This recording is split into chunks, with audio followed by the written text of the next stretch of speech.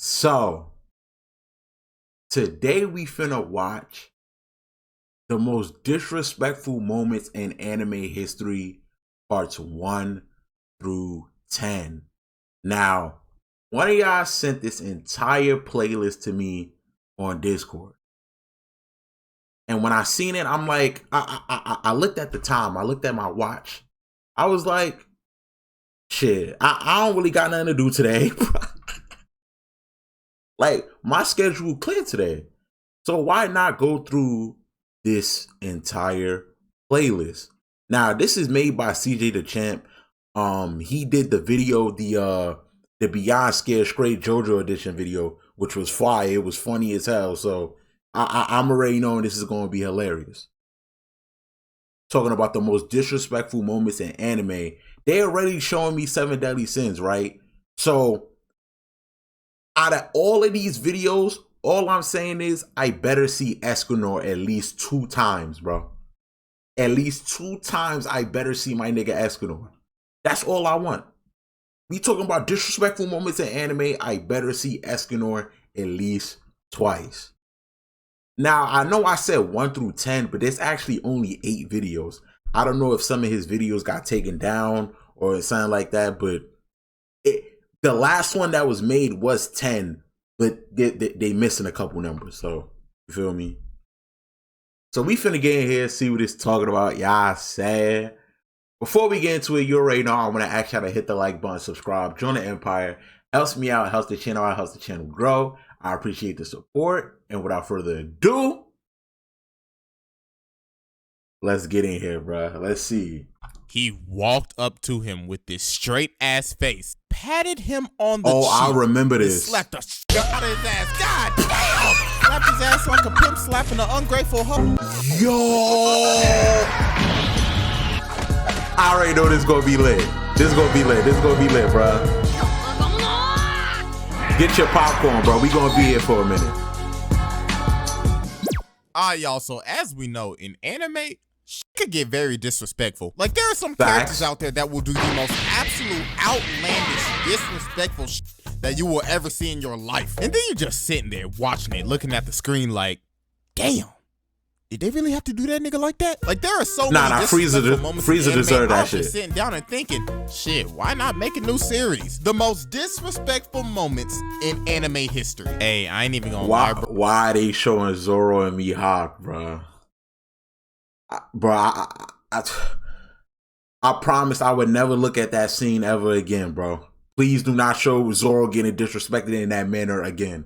Please. Bruh, there's so many moments out there. This series might be going for a long ass time. So here's how we're gonna do it. Each part is gonna have 4 moments. Cause like I said earlier, there's so many disrespectful ass moments out there. I'm gonna have to put multiple in different videos. Cause I know some of y'all gonna be in the comments, y'all gonna be like, hey yo, CJ, where the is that moment when that nigga beat the brakes off of that nigga, bruh? Like, I am on a personal mission myself to see every single ass whooping in anime history. Cause like, bro, I gotta add more niggas to the Black Air Force activity table, so why not? So everybody sit back, relax, grab some popcorn, get your toes sucked if you want to, goddammit, and shit, let's get it cracking.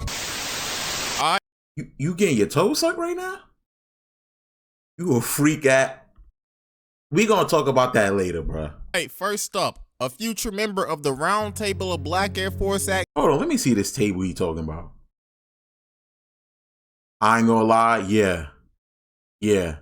I'm seeing some Black Air Force nigga, but that's Kenpachi, Battle Beast, Madara, Broly, Boo. Why is there a truck right here? Just a random truck. I forget what anime she from. Askeladd. Yeah. This about right. Activity, Aizen. This man did some of the most disrespectful shit I've ever seen in an anime. This nigga stopped Ichigo's Bankai with a finger. A fucking finger, nigga! He didn't even take the time out of his day to block it with his sword. Man said, fuck it, I only need a finger for your sorry ass. Hey, look at him, bro. And he stopped. How you stop the main character's theme, bro? Eyes home. The nigga says, oh my. Yo, this man really just said, I tried to cut him in half at the waist. I guess my finger was too shallow. Bro. Hide your finger too shallow, your eyes in. Part of this entire moment. Just feast your eyes on this real quick.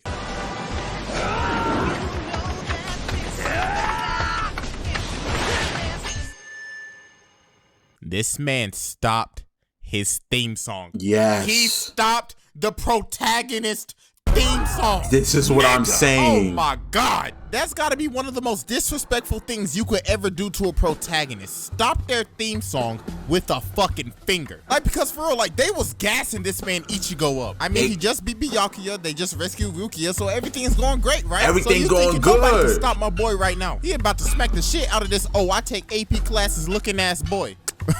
This man Aizen really said, cut the music, little nigga. Hey, yo, then after that, this man probably had the best exit of all time. This man just looks down at they asses like, you inferior ass beings. Y'all niggas ain't shit. This man takes off the glasses, slicks his hair back with no gel, my nigga, and turns into a whole. How's that possible for you to slick your hair back and looking that good?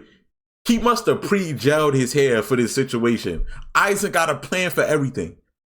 I ain't never heard of a nigga pre-gelling his hair. Yo.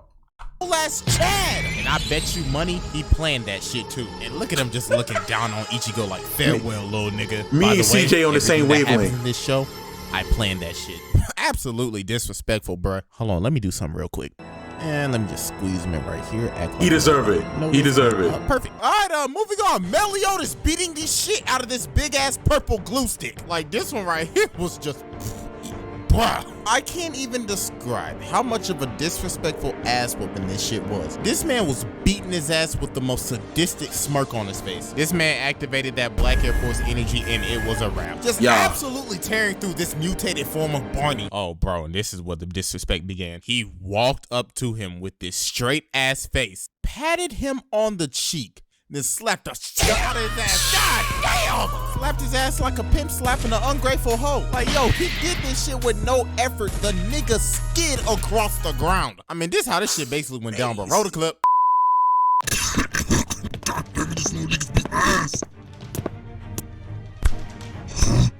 Water down face, Barney. You should take pride in getting your ass beat by me, little nigga. Yo, these voiceovers is killing me. Hello, Earth to dumbass. You're the one shrinking right now. No. Ah, you're in denial. Well, let me slap the shit out of you real quick. Yo. I told your stupid ass, but you didn't want to listen. Now look who's the little nigga. So after Fraudulent has a sympathy segment, this man's like, all right, fine, I quit. Just kill me already. And then this man was like, say less. Fuck your backstory, nigga. The man didn't give a fuck. He just killed him. An uppercut from hell with a smile on his face. This man did not fall for that backstory, no did him like that. Fuck your sympathy, boy. Get that shit out of here, nigga. Then everybody's like, damn, he didn't fall for that backstory, no bullshit. Absolutely violated Barney. I ain't gonna lie, when I first saw that scene, I'm like, yo, this demon turning over a new leaf. He might be like, he definitely like caused a lot of, you know what I'm saying? I'm like, yo, he might be an ally low key. Hell no. In his final form. Hell All right, no. next up, High School of the Dead. I've heard of this. Man, if you've seen this anime, you know exactly what's coming. So zombies are attacking the school and shit, so my guy's like, ah, shit, I gotta get my homies out of here. So this dude busts up in the classroom, grabs Ray, and the boyfriend's like, hey, bro, what the hell are you doing? And he tells him that people just got killed at the gate, but of course she didn't believe him. So how did he make her believe it? Ah, fuck it. Slap the shit out of that bitch. What the fuck? In front of the class and in front of her boyfriend, bro. Oh no. That's her boyfriend. It's time to... Nah. Letting another man slap your girl right in front of you is insane.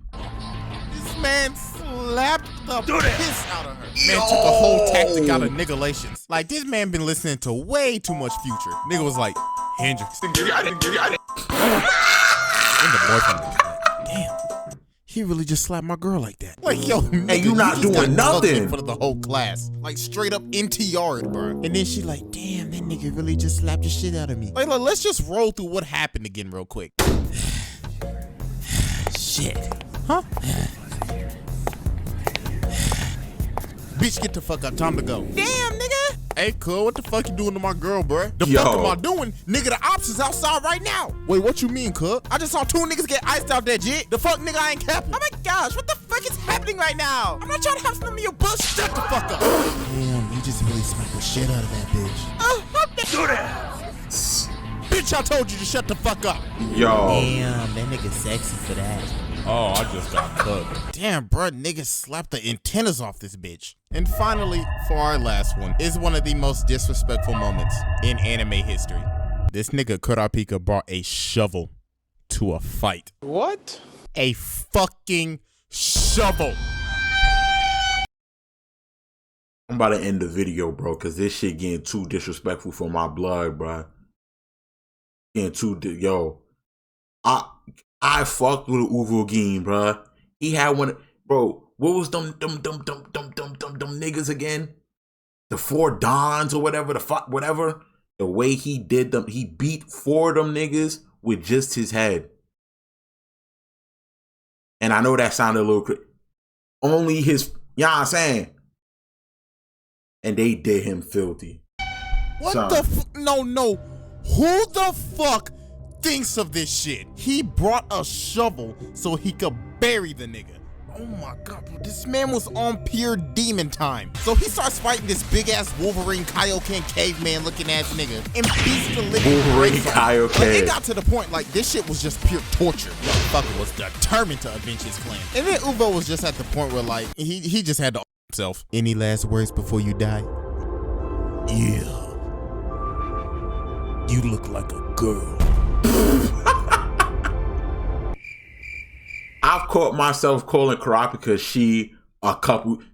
Come on, don't act like, don't try to be above everybody else. You've called Kurapika she at some point. Like you having a conversation about Hunter x Hunter, you be like, yeah, Kurapika she, and you like, damn, I really just said she. But sometimes your boys just let it slide because they know they've been calling her she too. It is what it is. God damn it. It is what it is.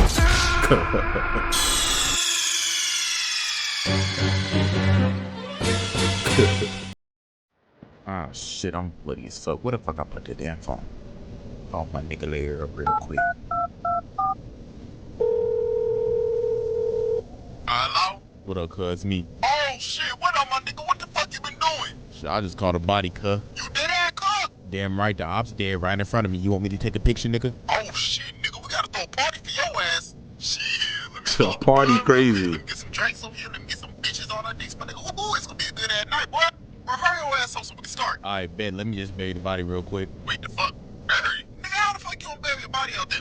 Oh, I bought a shovel with me. Wait, what, nigga? You brought a shovel? What you got? Hell yeah, nigga. I came prepared as fuck. I already knew the nigga was gonna die, so I made preparations. That's insane. Nigga, you got ice in your veins, nigga. Alright, nigga, hurry your ass up, then. Nigga, you didn't think I would come prepared. Now time to bury your big ass. Shove this nigga in the ground. Nigga know he just got clowned. Nigga, I know that shit hurt. Put your ass in the dirt. Yeah, time to go get that bitch. So yeah, that's basically the end for part 1 of this series. I mean, we got niggas bringing shovels, midgets slapping big ass demons, niggas slapping bitches, and whole ass villains stopping theme songs. So yeah, like I said, there's gonna be a lot more of these because this is just the beginning. Like there is some stuff out there that is even worse than this. I ain't even see Escanor yet. With this. Anyways, that's it. So I guess I'll take my leave. Oh, by the way, I forgot. We got merch now, yo. We got the Aaron drip. We got the Madara drip. We got the Kid Boot drip. Listen, get to the, you know what I'm saying? Boy, that ass was getting man, literally picked up this big ass nigga with. We starting off for Baki. Oh, Baki got a lot of them. Baki has a lot of those disrespectful moments, bro. One hand and threw him across the floor and just punks him into the wall. So Baki's like, all right, bro, enough is enough, nigga. So he comes running in just to get that signature backhand. Literally spazzed his whole body out. That's his son, by the way.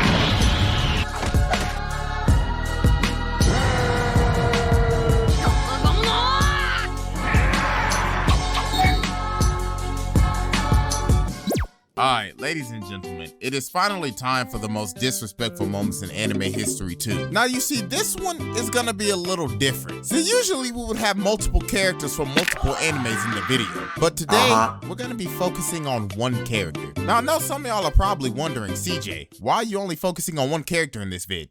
Well, how do I put this? The man that we are about to talk about might damn well be the most disrespectful man in anime history. Yujiro Hanma. Ladies and gentlemen, Yujiro Hanma is a walking black Air Force. Like, dog, this nigga's on demon timing 24/7. From slapping bitches to beating the fuck out of his own son. Nigga out here fighting a polar bear for fun. Like, this man's nickname is the strongest creature on Earth. They said creature instead of human. And I mean, bro, they ain't capping. Look at this nigga. This man got 0.01% body fat. A jawline. See, shit like this is why niggas be looking at Baki and being like, yo, what is this shit even about, bro? Shit like this. Get this nigga! This man got 0.01% body fat. A jawline gifted from Jesus himself. His back is a literal second torso. You got a six-pack on your back, nigga. How's that I understand possible? why they call him creature now. Like, if you get compared to Bigfoot's fat ass, you's literally just, I don't know, nigga, you just built different on some freaky ass shit. Oh, but I can hear some of y'all already typing in the comment section right now. Hey, yo, CJ, why that nigga not at the round table yet, cuz? Listen. I know. Hold on. That's a Yujiro has been the most requested person to be in the round table of Black Air Force activity, besides like Guts. Well, you wanna know why it took me so long to do this? Because you see, this man has done so much heinous ass shit that I cannot give him a regular trial. Like deadass, I would run out of exhibits. So I was like, alright, bruh. I'm just gonna have to give him a whole most disrespectful moments in anime history episode to himself. Cause this is the only way I could do it, because it's gonna be a lot, bruh. Like, I'm probably not even gonna be able to add everything on here. So anything I leave off, just definitely tell me, not. just Definitely not. parts. So everybody sit back, relax, grab some popcorn, lace up your black ones, and let's get started. So to understand the philosophy of Yujiro Hanma's disrespectful ways, we have to go all the way back. So far back the main character ain't even born yet. I'm talking about 1973 in the Vietnam War. This man was fighting in a whole ass war with his bare hands at the age of 16. Nigga, this is like the equivalent of running around in Warzone with your bare fists and just beating the shit out of everybody. Like, this motherfucker took guerrilla warfare to a whole nother level on some pure ass Rambo type shit. So while he's in Vietnam, he meets this girl named Jane, and she out here trying to throw that ass back. She tried to seduce the hell out of this man. She like, that's I think that's Jack mother.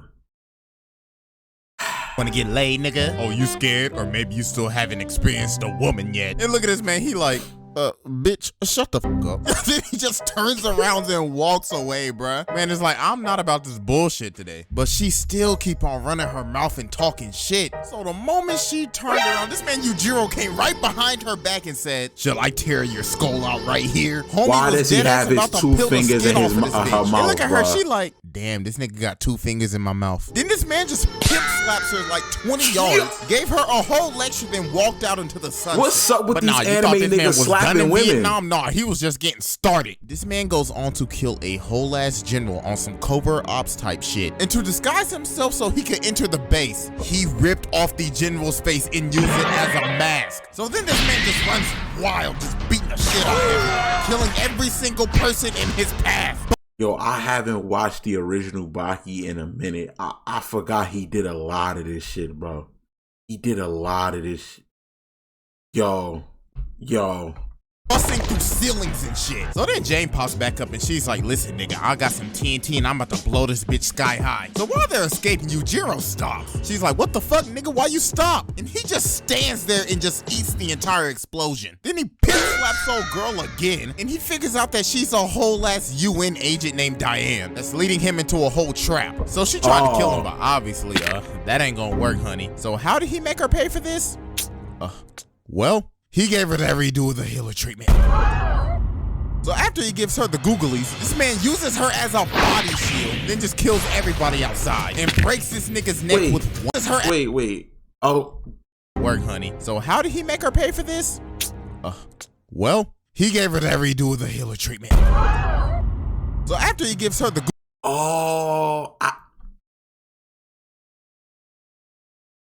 is that the scene where he googlies. This man uses her as a body shield, then just kills Don't watch everybody Baki. outside and breaks this nigga's neck with. Start with the new Baki that's on Netflix, bro. Don't go back to this Baki, bro.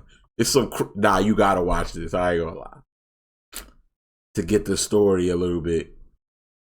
This shit crazy. One hand. So old girl holds this man up at gunpoint trying to kill him again. Then this man flashed the whole demon back at her and just look at her face, bruh. Just in pure shock. Shit, Genjutsu. Like, damn. I'm really about to have that nigga's kid. And ladies and gentlemen, that is how Jack Hanma was born. Oh, but guess what? That was just the first son. Shit, we gotta go over how the main character was born. Meet Emmy, Baki's crazy ass, weird ass mom. Like, for I ain't gonna count this bitch is weird as hell. But ladies and gentlemen, she always wasn't the crazy ass bitch. No, you see, back in the day, she was in a very happy relationship with a rich nigga. She was enjoying her life on a honeymoon. So then that night, they go to a party, right? And guess who's there? Yujiro, staring her ass down while she with her mans at a party. And look at her, bro, she is mesmerized. This is what I'm saying. He's dicking her down with just his eyes. So then the husband just sees her just straight up staring at him. And then he just slaps her ass. God damn, in front of the party, nigga? So then this man confronts Yujiro and he's talking mad shit. Don't do that. Like, your fashion sense, ass. Your cut, ass. Your shoes, ass. Your demeanor, ass. Then he just throws a whole plate of soup on my nigga. So Yujiro's like, oh, you want to get disrespectful? He's dead. I can get real disrespectful real quick. So he just leans in and kisses his wife. So homie gets mad and he's like, all right, bro, I'm gonna let this dude handle you. But we all know this nigga ain't gonna do shit. So Yujiro just gives him the nastiest, stupid ass nigga. Just completely one-shotted homie. Embarrassing old dude even more and giving his wife the old giddy-giddies. So then this man goes back to his hotel all mad and shit because he got made to look like a whole ass beta male in front of his wife. So then he trying to take out his anger on his wife and shit. But this man Yujiro pulls up in the hotel room, just out of nowhere. Man is like, hey girl, I came to see you. In homeboy's room. So then dude runs over to the phone all scared and shit like, hey yo, security, where the fuck y'all niggas at? Somebody come help me. It's not gonna help. Security. They already... Them niggas knocked the fuck out. Nigga used to fight that at Freddy's a guy, bro. Hello. Yo. Them niggas knocked the fuck out. So old dude pulls a gun That's on him. funny. We all know what happens when you try to pull a gun on this nigga. He grabs him with one hand and breaks his neck while still flirting at the same time. And look at her, she liked that. Oh, she a freak. So then he like, listen girl, let me give you this sweet talk real quick. I want to break your back so goddamn hard right now. Shit, I might even break your back so goddamn hard it might even kill you one day.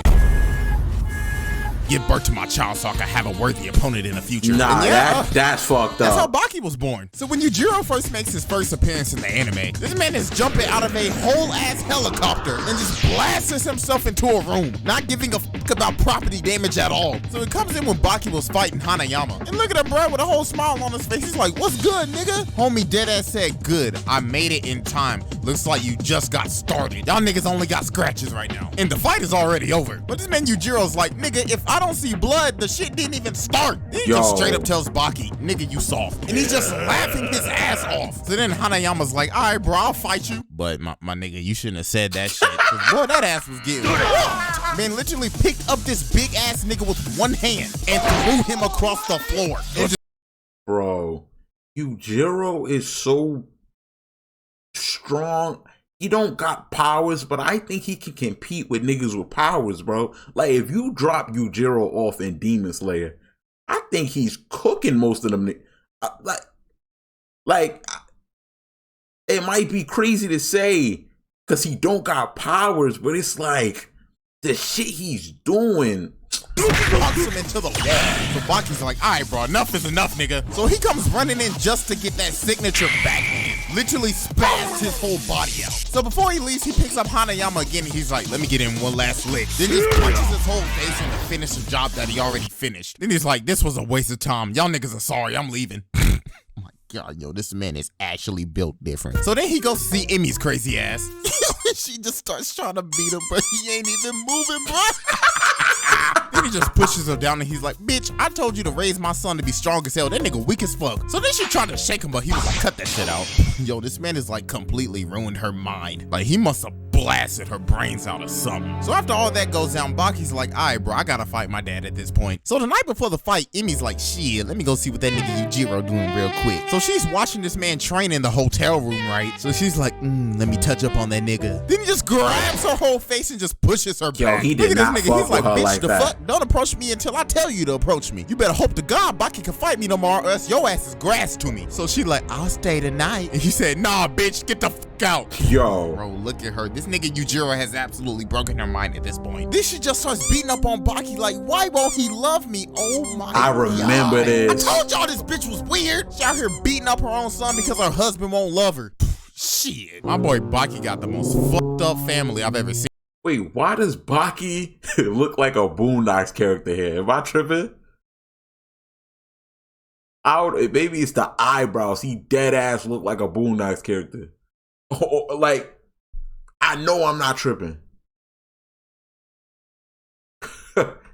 Shit, I don't know who's more dysfunctional at this point. And they playing the Uncle Ruckus or the theme. Skywalkers. So then Baki and Yujiro finally fight, but dear God, bro, this was the worst ass whooping I've probably ever seen. This man was literally eating every single punch he threw at him, not even moving a muscle. And while he's just standing there, he's literally complimenting everybody for thank you for raising him like this, guys. Y'all actually made him kind of strong. So then this nigga's like, all right, bro, it's time to eat. So he just starts wailing on him. He knocked him out and started beating his face into the ground over and over. This your son. Just beating the hell out of him. And everybody's just watching this like, God damn, that's that nigga own son. So then the mom's like, all right, I've been being weird as the whole time. This nigga's beating the out of my son. So then she started trying to swing on Yujiro, but dear God, baby girl. So she started biting him and shit. So then Yujiro gives her a whole bear hug and he's like, remember when I told you that one day I might break your back so goddamn hard it might even kill you? Today's the day, bitch.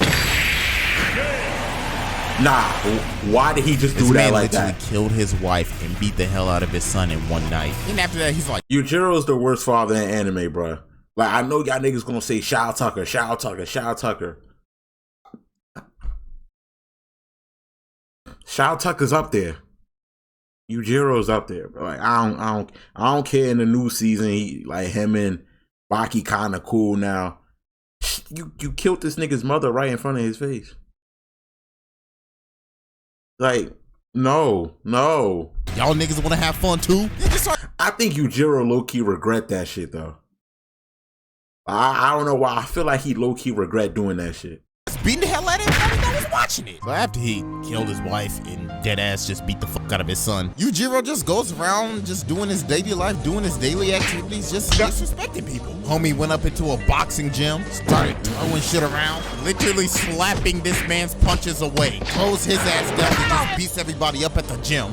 Busted up into the Prime Minister's office, literally beat the brakes off of his entire security force. And while he was doing this, he took a break and smoked a cigarette. Like, look at them, bro. They surrounded him with riot shields and everything and couldn't do shit.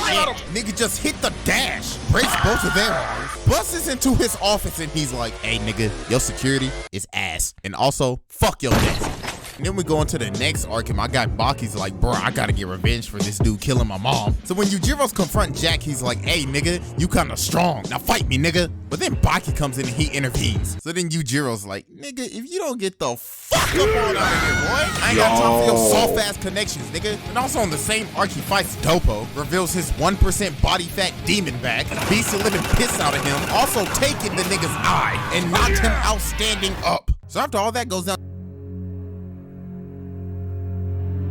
fight Muhammad Ali, it shows him flicking his son across the heck is maybe the heck and knocked him out standing up. So after all that goes down, fight yo, that shit just scared me low key. It just is silent. Muhammad Ali, it shows him flicking his son across the planet. Like, bro, he sent that little nigga flying. Then he busts up at Baki's house and he's like, hey, nigga, I see you about to do it with your girl and shit. Okay. Now, when you first see this scene, you're like, oh my God, this is the ultimate cock block. This man is literally standing over them while him and his girl are about to get it on. And he is dead ass encouraging them to do this shit. He's like, yes, Baki, blow her back out. Blow her back out like I did your mother. It'll make you stronger than ever. And I'm just watching that shit like, Did this nigga just really encourage his son to beat the fuck out of her cheeks? Because it'll make him stronger? What in the hell? It actually did make him stronger. Bruh, why are you in here, nigga? Get the fuck this out. man dead ass says this. You're pretty funny, you know that, kid?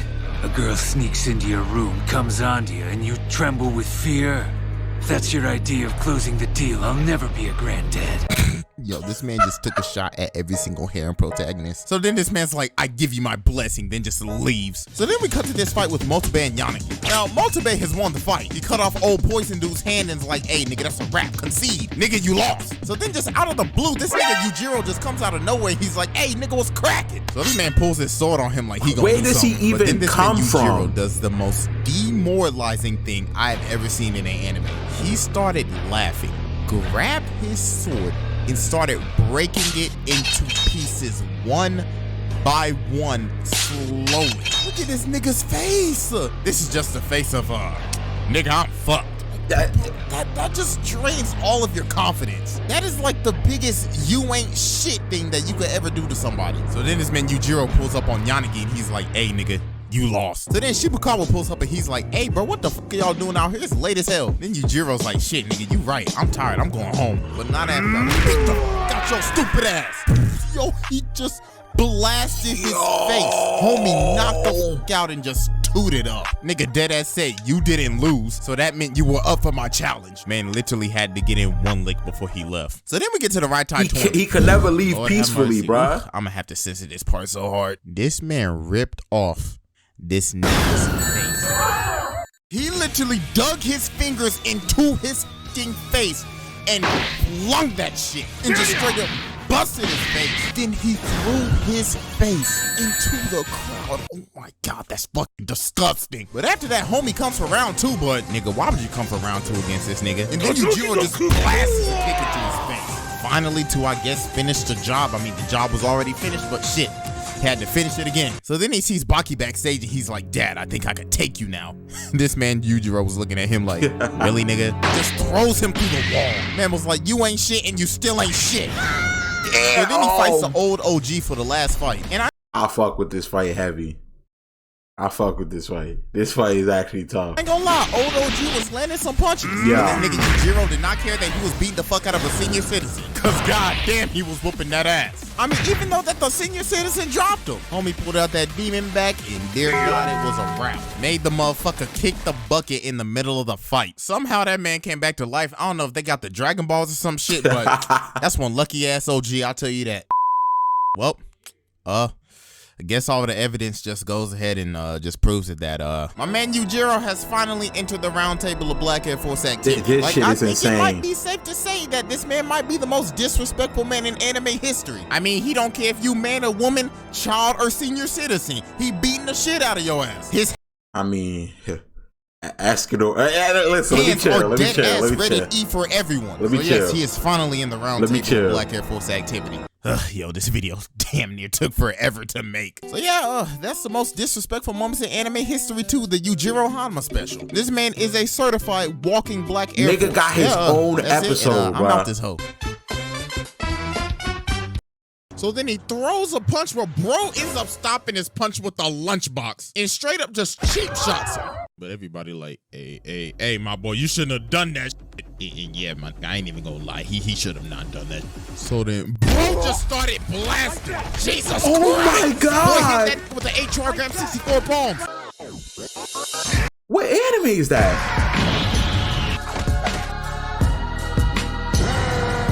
Yo, he started beating the brakes off of that nigga. Okay.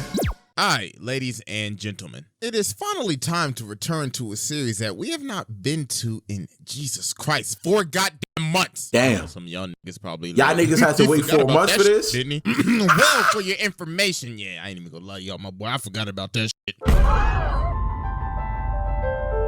Oh, brother, this guy stinks! Hey, but listen, it's finally time to return to the most disrespectful moments in anime history. The series that we will observe some of the most outlandish, outrageous, most brutal beatdowns in anime history. And just some moments that just make you look at the screen like, well, damn, did they really have to do the nigga like that? But ladies and gentlemen, sit back and relax. Grab some popcorn. As I tell you about our sponsor today, Monster Legends. Chill.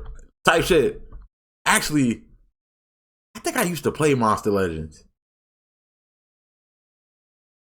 I think I did it. That's the shit. You get the eggs, and they had the penguin dude, and they had the tree dude. I think I used to play this shit back in the day. Shit was fire. We back. Your homies, and even fighting epic team wars with other monster masters. Hey, but that's not all though. Let's get it's actually in this bitch. Six. But ladies and gentlemen, without further ado, let's get disrespectful in this bitch. All right, ladies and gentlemen, first up to the plate is actually a moment that came out pretty recently, and that is Nezuko stomping out Daki. Now, as we can see, Tanjiro's fighting Daki right now, and he's about to cut the bitch head off, but bro ended up choking because the nigga forgot to breathe. While he's doing his greatest General Grievous impression, trying to get his breath back, Nezuko comes from behind and kicks the dog shit out the bitch. Yo! Damn! Made the whole world like a bowling ball. And look at her, she angry as hell, biting the hell out of that damn bamboo retainer, whatever the hell that is, with all that damn slobber coming out of her damn mouth. Like, bro, she kicked half of her head off. So they start boxing, but Daki gives her the chop and just slings her like 3 houses down. She is crushed by this rubble, and she is still angry as shit. So while Daki's monologuing and talking shit, Nezuko gets up from that and regrows literally all of her limbs. So then she, mind you, she don't even eat humans. She has superior regeneration, and she don't even consume humans, bro. Takes a whole bite out of the damn bamboo stick. Imagine if Nezuko consumed humans. I think she'd be on upper moon level. Keep it a bean, keep it a stack, keep it a finnack. Jesus Christ, look at this absolute menace. Nigga, she got veins in her forehead. And look at Daki, she like, what type of crack did this just snort? So then Nezuko blitzes her ass. Oh my God. Straight up stepped on her ass. Made them sound like a door creaking open. Nigga, her whole foot is in her back. And look at her staring at her like, shit, I know your back ain't been blown out like this before, has it? So then she lifts up her foot and straight up breaks her arm in half. And dog, she is smiling. She is smiling. Yo, she is a menace. She is kicking the living shit out of this. We almost lost Nezuko this day. My God, bro, her head is bouncing off the ground. But then Daki loses, so she just slices up her entire body. But bro, her blood is literally holding her together right now. And then she just started burning her ass. So then she reattaches her head, jumps up to high heaven, and just plants her face into the ground. So then she just starts stomping her out again, ass tooted up and everything. This shit was crazy. At this point, this fight is over. Just let the bitch quit. But Nezuko was like, nah, nigga, I ain't done yet. So then she gets her out, lines her up for the kick and just straight up. Why is he putting Dragon Ball Z noises into this shit, bro? Boots the bitch.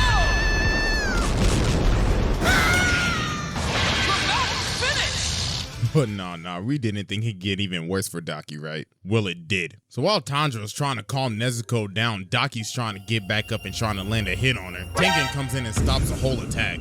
So while he's talking to Tanjiro, Daki's like, ooh, Hashira, you came to fight, nigga? And he like, shut your ass up. I ain't got time for your weak ass. So then she starts talking, and then her whole head just falls off. In just a split of a second, this man stopped her whole attack and straight up decapitated the insane. While she's complaining about why she's an upper 6. And Tengen like, so why is your literal head in your fucking hands right now, you sorry ass bitch? And then she started crying. Hey, yo, this girl was talking all this like 10 minutes ago, and now she's crying her ass off. Hey, but you know what? Watching this ass whooping taught us all a lesson, though.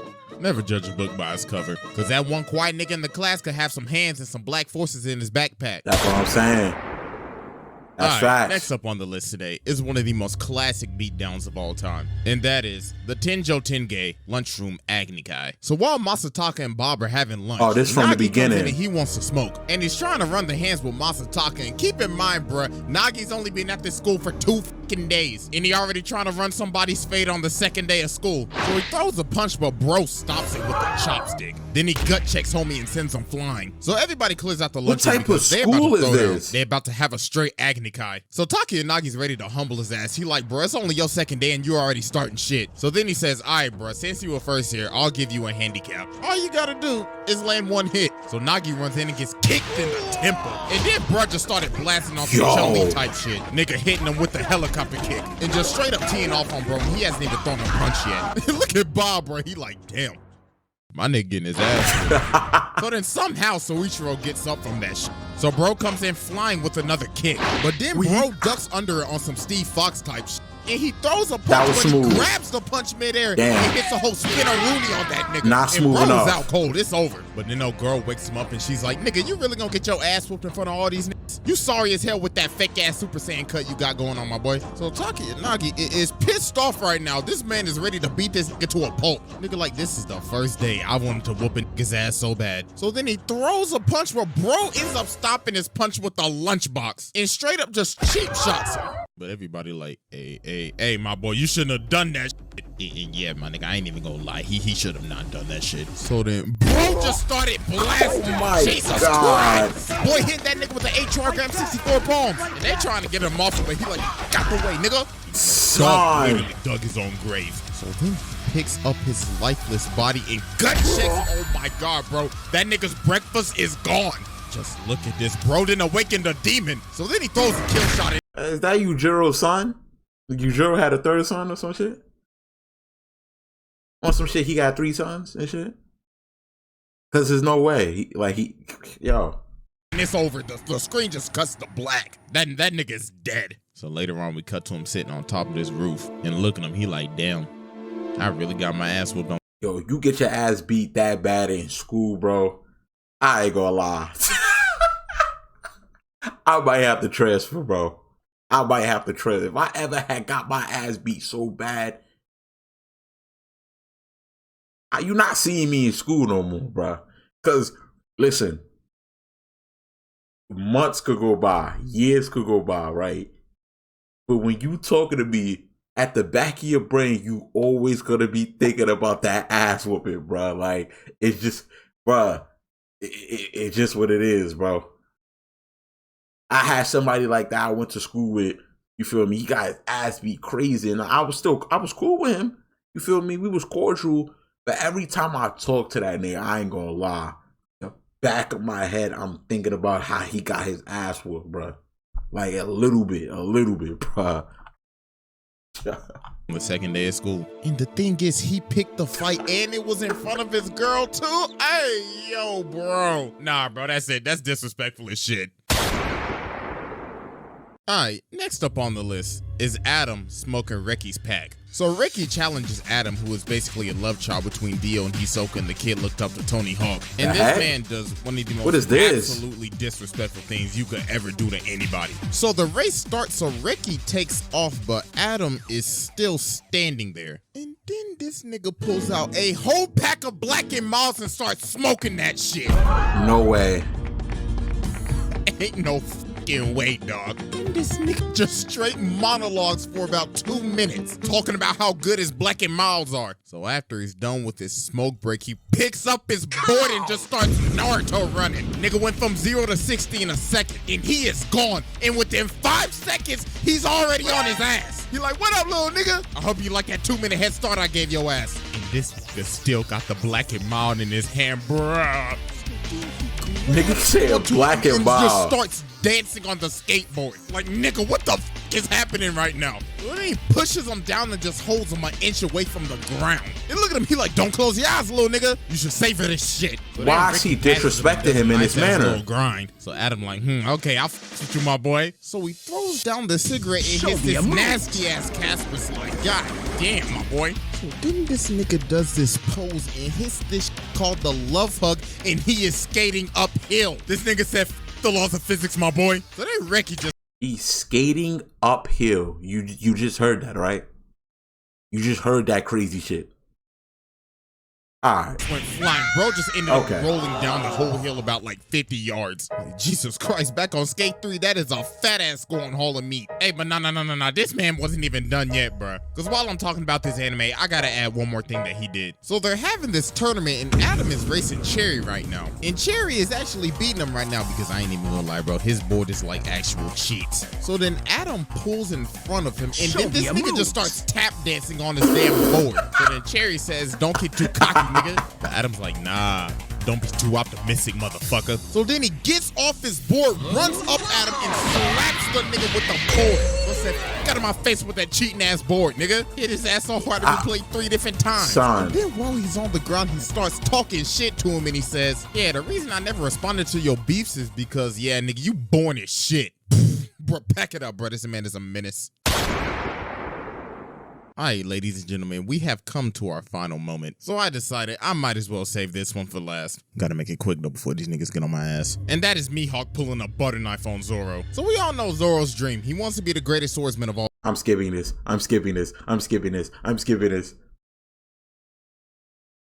Yo.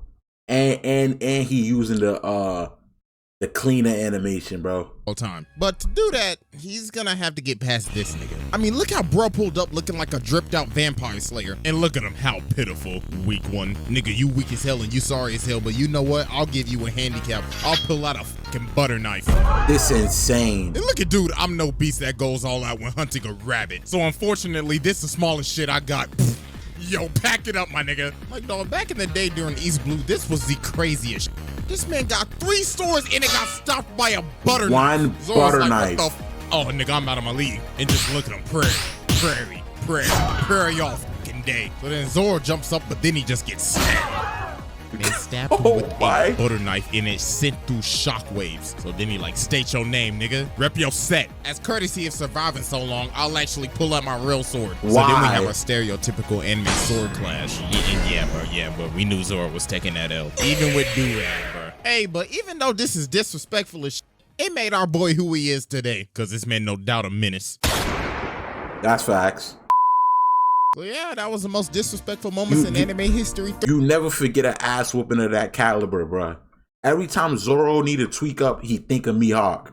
And as soon as he think of Mihawk, you know he's about to tweak. You know it. And I mean, hell, since we bringing it back, I might as well just do one of these once every month with all the other videos. So we'll try to make this series a little consistent. But anyways, make sure y'all go subscribe to the second channel. We almost at 100K on that bitch. And also follow your boys IG and Twitter. And also make sure to go check out Monster Legends. The link is in the description below. And music kind of fire. So he brings this man to the fight. So then he. No way, we in Jujutsu Kaisen. Damn. Says, all right, my boy, class is in session. Today we will be learning how to beat a ass 101. I would like to thank our volunteer right here. I don't even know his name, but he will be used as a demonstration today. I beg your pardon? Sorry.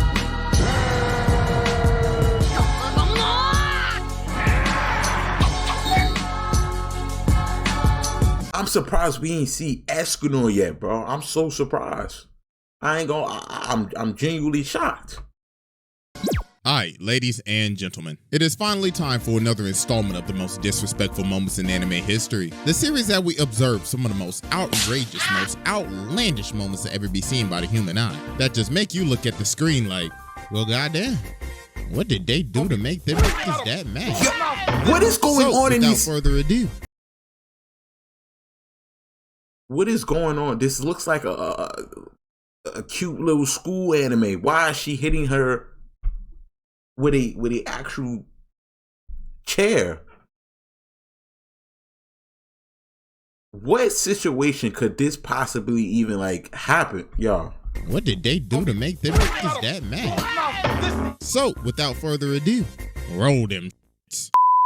Alright, ladies and gentlemen, first up to the plate is Sukuna being a dog. So Itadori and Fushiguro are fighting this ugly ass boy. What the f is that? Jesus Christ, bro. That is just ugly. So Itadori tells Fushiguro, all right, listen, bro. I'm just gonna have to let that doll come out. So Sukuna comes out and he's like, hey, what's good with you, cuh? So the curse bags up and he's like, ah, hell nah. Who is this thug ass nigga? So then he starts talking to him like, boy, I tell you, boy, you ugly as shit. You supposed to be a fish, ugly as shit. article nigga. So he jumps back and starts charging up. Is that a Hadouken? So Brad shoots it, but he just stops it with one hand. Huh? Then he looks at him and says, you ugly lip motherfucker. Boy, I oughta beat your ass. So Brown just face planted him into the ground. Then he starts looking at him like, damn, cuz the fade just started and your ass already on the ground. Nigga, you best get your sorry ass up. Yo, dog stepped on him. So then he tries to grab him, but he rips his arm off. Dude said, damn, boy, that gorilla grip done backfired on your ass. And yo, he is laughing while he is doing this. Yo, this man is a demon. So later on, while he is continuing to torment this thing, the curse comes down and starts laughing at him. So then he starts looking at him like, why you got that big ass grin on your face? You think shit is sweet or something? Goof ass boy, I'll show you what's sweet. So then he hits him with the domain expansion. He didn't even need to do this. Out of my face. Cooked. Obliterated. God, dog, boy, turn this man into a fish fillet cooked well done. So then he says, all right, little nigga, you can come back out now. Hello, can you hear me, nigga? But then he gets no response, so he's like, so about a minute later, he pops up right behind Fushiguro. So he's like, what's good, cuz? Just to let you know, I'm about to beat your ass. But before I beat your ass, I'm gonna eat this crusty ass finger. Nigga, that's your finger.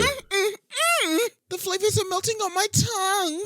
Yo. Wish I had a little bit of salt on it, though. I ain't gonna lie to you, my boy. Now, time to beat your ass. So Fushiguro starts swinging, but look at this man. He is weaving all of his punches. Dancing. His hands in his pockets. Oh, nah, bro. That's how you know you're done when the nigga don't even want to take his hands out. So he keeps on punching, so Sukuna's like, damn, boy, you can't hit shit. Come on now, put your back into it. Oh, boy, give him the backhand of the century. So Fushiguro trying everything. He trying to jump him with the snake, the owl. He just eating it. Oh, my God. So then he comes back down, grabs him, and he says, come on now, there's a whole world out there we gotta see, nigga. Bro checked his whole body. He said, a whole new world. Yo, when he did that shit, I thought Fushiguro was about to die. Like, that nigga launched him. Then bro starts playing ping pong with him. Boom! Bro said, come on now, get your sorry ass up. So as this man is flying through buildings, the owl comes in and picks him up. He right behind him and he like, boy, that ugly ass knocked owl, set your ass down. Yo. Good God, that beating didn't even make any sense. He just beat this man for absolutely no reason at all. My God, yo, this man is disgusting. Yeah, when the rest of this manga gets animated, Homeboy is most definitely getting a full video. All right, ladies and gentlemen, next up on the list is Gojo's PowerPoint presentation. So while bro is on the way to go meet the principal, he tells the driver, yo, stop the car. So as the dude leaves, he says, all right, you could come out now. So then this ugly ass boy come from the top rope and dog said, what's good, nigga? Get ready to become a pack. So he start throwing out everything. That voice is ridiculous, but why does it match this nigga face, bro? Why? Bro threw some fat ass mosquitoes at him. He came from the side and made him Ghost Rider, and then he decided to hit him with a gut check. So then after all that, bro is squeaky clean. He has taken no damage at all. So Volcano Head like, huh? What type of hacks you got? So then Gojo's like, that's that infinity. You cannot hit me, right? So then he says, come here, don't be shy, come a little closer, touch my hand. So he tries to touch his hand, but he can't. Dog's like, huh? The f is this? So then Gojo's like, you feel that? This is called my infinity, AKA my plot armor. So do you want to know what you are, buddy? This nigga got built-in plot armor. Good God, bro, gut check the life out of this man. Then dog said, hold on, I ain't even done yet. Bitch ass nigga. Hiya! Then he says, oh, you really thought you was gonna sneak me and get away with it? Out of my face. Oh, shit! Oh my God, dog sent him flying, and look at him, he dragging that nigga down. I was like, get your bum ass out of my sight. Look at him, he dragging his dirty ass through the ground. Yo, this shit is disrespectful. With a Gallic gun. Then he comes from behind and he's like, well, if you don't sit your goofy ass down. This shit too disrespectful. Oh my God, bro is gone. So then Gojo's like, oh, this is a perfect time. So this man leaves, goes and sees Itadori, and he's like, yo, do you want to watch me beat this nigga's ass? Huh? So he brings this man to the fight. So then he says, all right, my boy, class is in session. Today we will be learning how to beat a nigga's ass 101. I would like to thank our volunteer right here. I don't even know his name, but he will be used as a demonstration today. I beg your pardon? So then Dog's like, you hey, stop playing with my name, nigga. So then Gojo's like, your name? Buddy, you are weak. You're trash. I bet you half of the people that watch this show don't even know your name. Chill. It's Jogo, bruh. I don't even remember his name either. It's Jogo, bruh. Alright, don't be too... He put in work season 2. A little bit.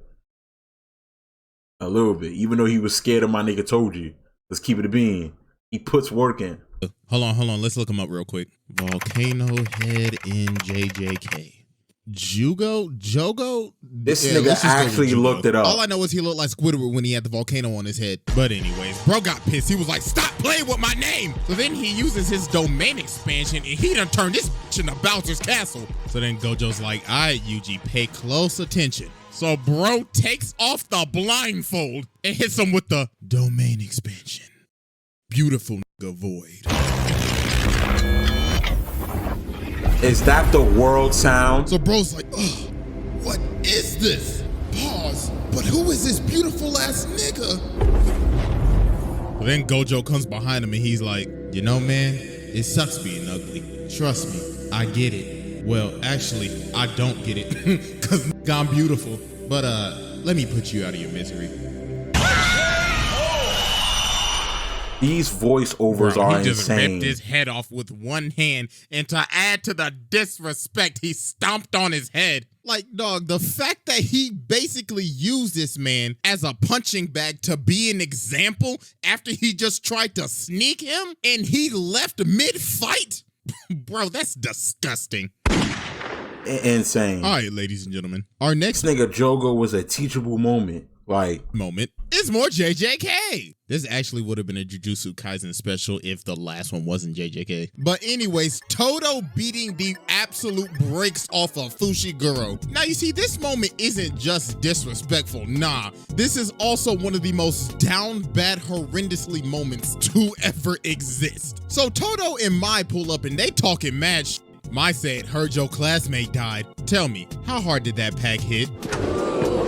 So then Todo walks up to Fushiguro and he says, hey boy, what's your type? Depending on the answer that you give me will determine if I beat the shit out of you or not. What? Bro, what are you talking about?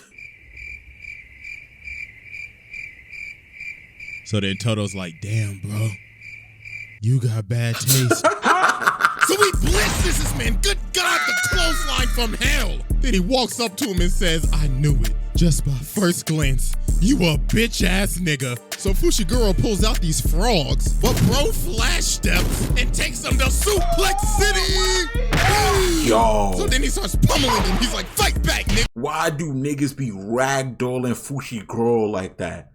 No wonder he always ready to crash out.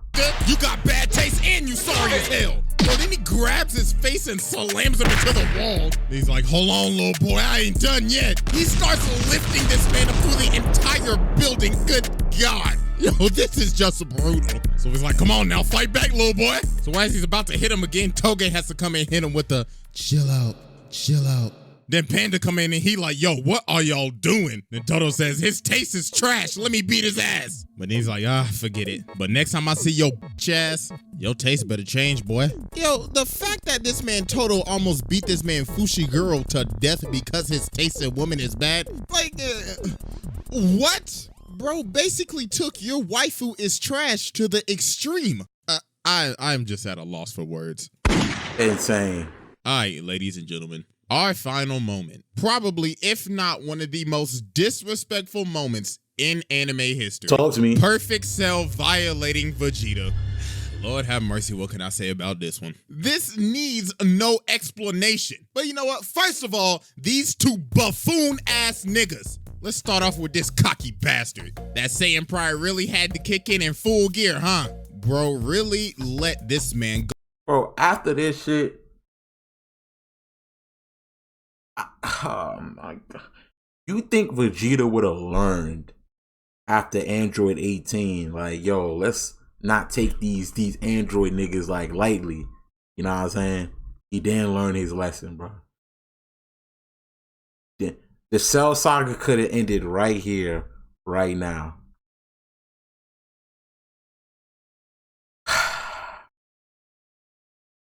Vegeta. I actually fuck with Vegeta too. Like, I'm not gonna lie, I fuck with Vegeta, but like I'm saying, the way he was moving in Namek was the most devious a nigga has moved in anime ever, bro. But he deserved this shit. So absorb 18, and he was attacking Trunks, the only person with common sense during this entire moment. God, dog, bro. You deserve to get your ass handed to you. Oh, and don't think I forgot about this bald bastard.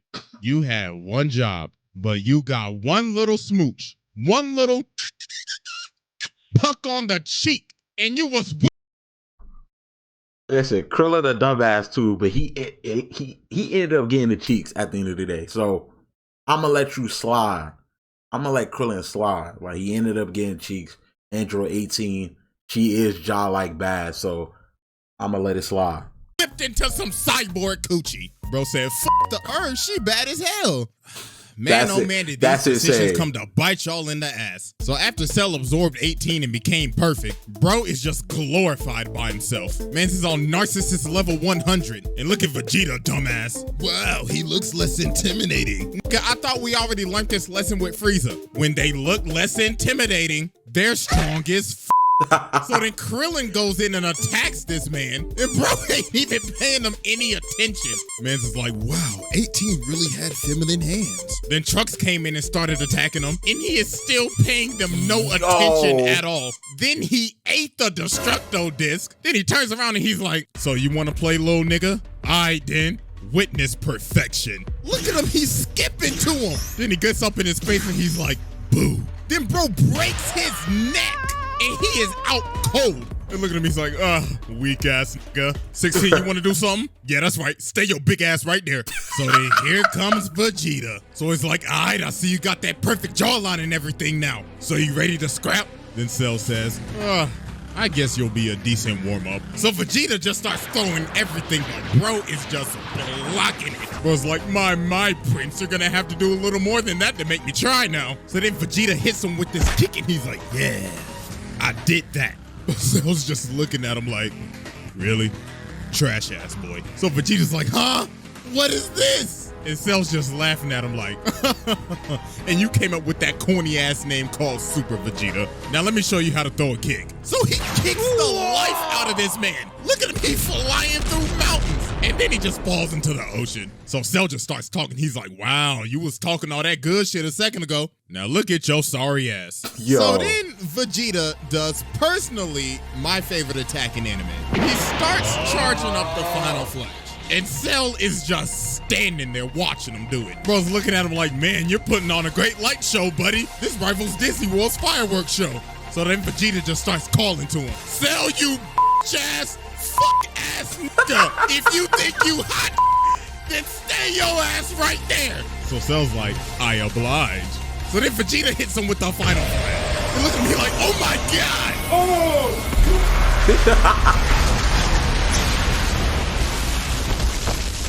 Son. Still to this day, I wonder, what poor planet did that blast end up landing on? So everybody's like, oh my God, he's done it. Father's done it. So he blew off half of Cell's chest. So Cell says, ugh, he actually hit me, damn it. So Vegeta's like, yes, I did it. I am him. So while Vegeta keeps on laughing, Cell says, stop laughing, damn it. Why do I hear Flight reacts dolphin ass laugh, bruh? Like, for real, stop laughing. Oh my God. my God, bro. It's just a look on his face that gets me every time. So it says, did you with the spike? When is that spam key blast shit ever work? I went to college. Grass. Yo.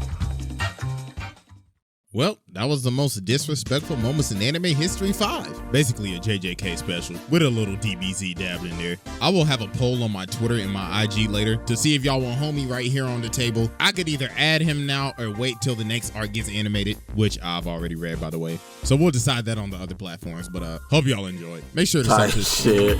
Let's get to the next one. Yo. Cause God dog, bro. These is hilarious, yo. This is when it just went from 0 to 100. This man Spopovich started whooping. Bro started to hit it with the combos. Headbutt, good check, nigga. Oh, Lord, sweet Jesus. Somebody get in the ring and don't Gohan, get in that ring, gang.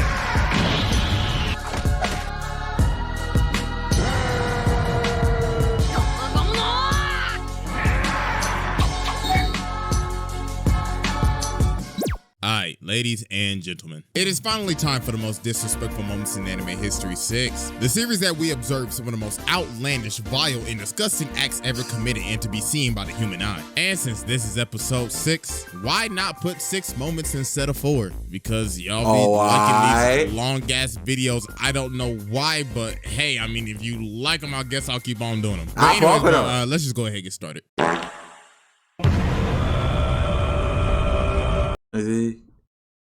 I've watched all of these. Alright, ladies and gentlemen. Our first moment, Itachi little bro and Sasuke. Wait, hold on. Alright.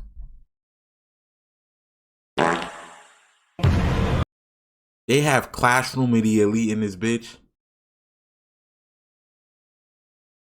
Son. Alright, ladies and gentlemen. Our first moment, Itachi little bro and Sasuke. Ah, yes, the time where we didn't know anything. The time that and this man Kakashi like, oh nah, bro, you telling me it's only been 1 second? Oh my God. Why would Kakashi think he can go eye for eye with Itachi, bro? Why did he think that? Like, Kakashi, I fuck with you, gang, but like... So after he finished torturing this man for basically 3 days in the water Tsukiyomi, bro pulls up on Naruto and he's like, hey, what's good, little nigga? Go on and take a step outside for us real quick. Yes, that's right. Samihara's drooling from the mouth. It can't wait to gobble you up and swallow you. Yo, Kisame, shut the fuck up! Nah, yeah, that's crazy. This nigga Pain really partnered me with this zesty ass shark.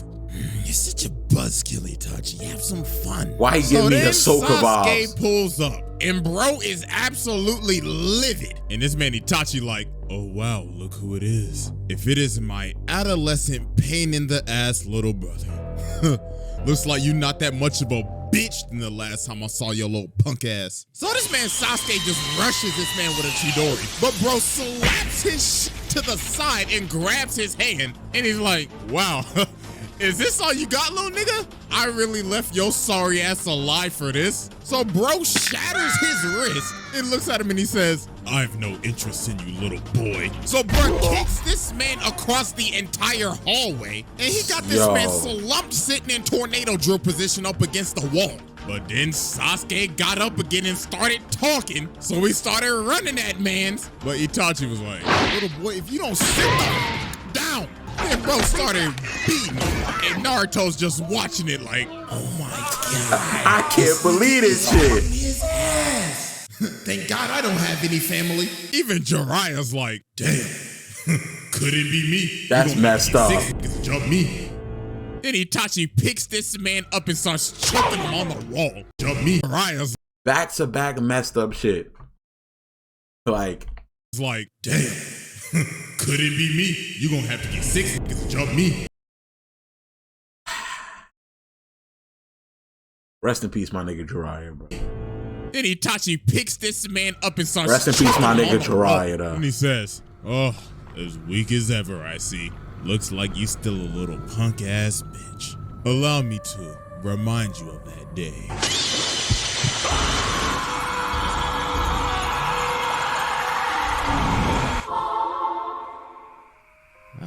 Hello?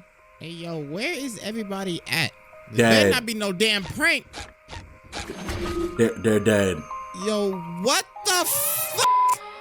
Yo, I seen some meme on Instagram where it's like, it's Minecraft and it's like, oh, how Sasuke was when he got back to the Uchiha clan, and all you just see is mad experience going to this nigga, like the XP orbs. Like that shit had me crying. It's messed up, but had me crying. Oh God, why is everybody passed out right now? Oh God, no. Auntie? Uncle? Oh fuck. Oh f***, them niggas ain't breathing. Them niggas dead. I just teleported to this big ass f***ing door. Why am I shaking in my boots? Wait a minute. I don't even have my f***ing shoes. Why are my toes out? Hello? Mom? Dad? Oh, what do we have here? If it isn't my little brother. Hey, bro, what the f going on? Nigga, are you blind? I obviously killed these niggas. But why? Oh, so little do you know, Sasuke. To save you the trouble, I'll start off with Mother. That lazy, lousy bitch. Always making me do the chores. That is your mother. Laundry, washing the dishes. Sasuke, do you know how f***ing old that shit gets? And with no allowance. But brother, those are just chores. No. And then Father, this lazy clown of a bum. Just the other day, I caught him flirting with a red-haired woman from the Uzumaki clan. To say the least, little brother, he was cheating. Impossible. No, Sasuke, very possible. Now I shall make you watch them die for 24 hours. You smell that, Sasuke? That Uchiha pack is hitting.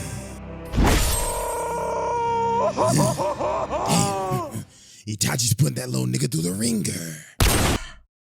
Anime and childhood trauma go like hand in hand, bro. It's like hand in hand. It's hand in hand, bro. All right, ladies and gentlemen. Our next moment, Killer Bee Dog Walking Sasuke. Okay, bro, I swear I didn't mean to put Sasuke getting dogged twice in a row, but this moment right here, you knew when I first started this series, this was going to come eventually. But anyways, Sasuke and his new little ragtag crew, or basically what I like to call them Orochimaru's illegitimate children, decide to pull up on B. Now this man B just vibing, bro. He's just chilling, relaxing, enjoying his day, throwing some bars out and shit. And then his ops just pull up to his front door. Hey boy, you the 8 Tails Jinchuriki, right? Not just 8 Tails, Lord 8 Tails, the fuck? What y'all niggas doing on my goddamn lawn, man? Simple, we're about to jump you. Oh, okay, I get the situation. But before we do that though, y'all heard that new White Spice? That what? You thought I was feeling you? No. That nigga munch. Hey bro, if you don't shut the fuck up, nobody ain't try to. I ain't gonna lie. Hey yo, what's wrong with you? Come on, tee up. Hear that shit, man. Shut your hating ass up. They should have known this nigga was he's a blonde nigga. He's a black nigga with blonde hair. I would have left. This nigga is a superior nigga. You just mad because you ain't a munch. Oh my God, somebody hold me back. I'm about to suck the fuck out of this goofy ass nigga. Goofy? Let me see. Through my telescope, I see 1, 2, 3, 4 goofy niggas on my front door. Hey bro, how about we just quit playing and jump this Dr. Seuss Horton His Who rhyming ass nigga? You ain't gotta tell me twice, cut. So they just start jumping B and everybody's just getting mollywopped. Bruh started twirling the sword on his neck and was just whacking mans like a Beyblade. He packed this man Jugo up so fast, threw him like a piece of trash, then proceeded to just start dissing him. So then Sasuke finally stepped up. He was like, all right then, come on, run that fade then. So they start doing all this spinning and stuff. And then they end up stopping. And this man B pulls out a whole ass notepad and starts writing in the middle of a fight. Hey bro, what the fuck are you doing? Oh, my bad, my boy. Hold on 1 second. Man, nigga trying to drop this album, bro. My bad, my boy. I just had to write down this fire ass verse before I cook your ass. Boy, ain't no fucking way, boy. No, bro. This man took the time to start writing down a whole verse mid-fight. The straight up lack of respect is appalling. Imagine you fighting a nigga and he say, oh, my bad, bro. My mama calling. Can you hold real quick? Bro, stop the fade because he know he still gonna whoop his ass. Nah, bro.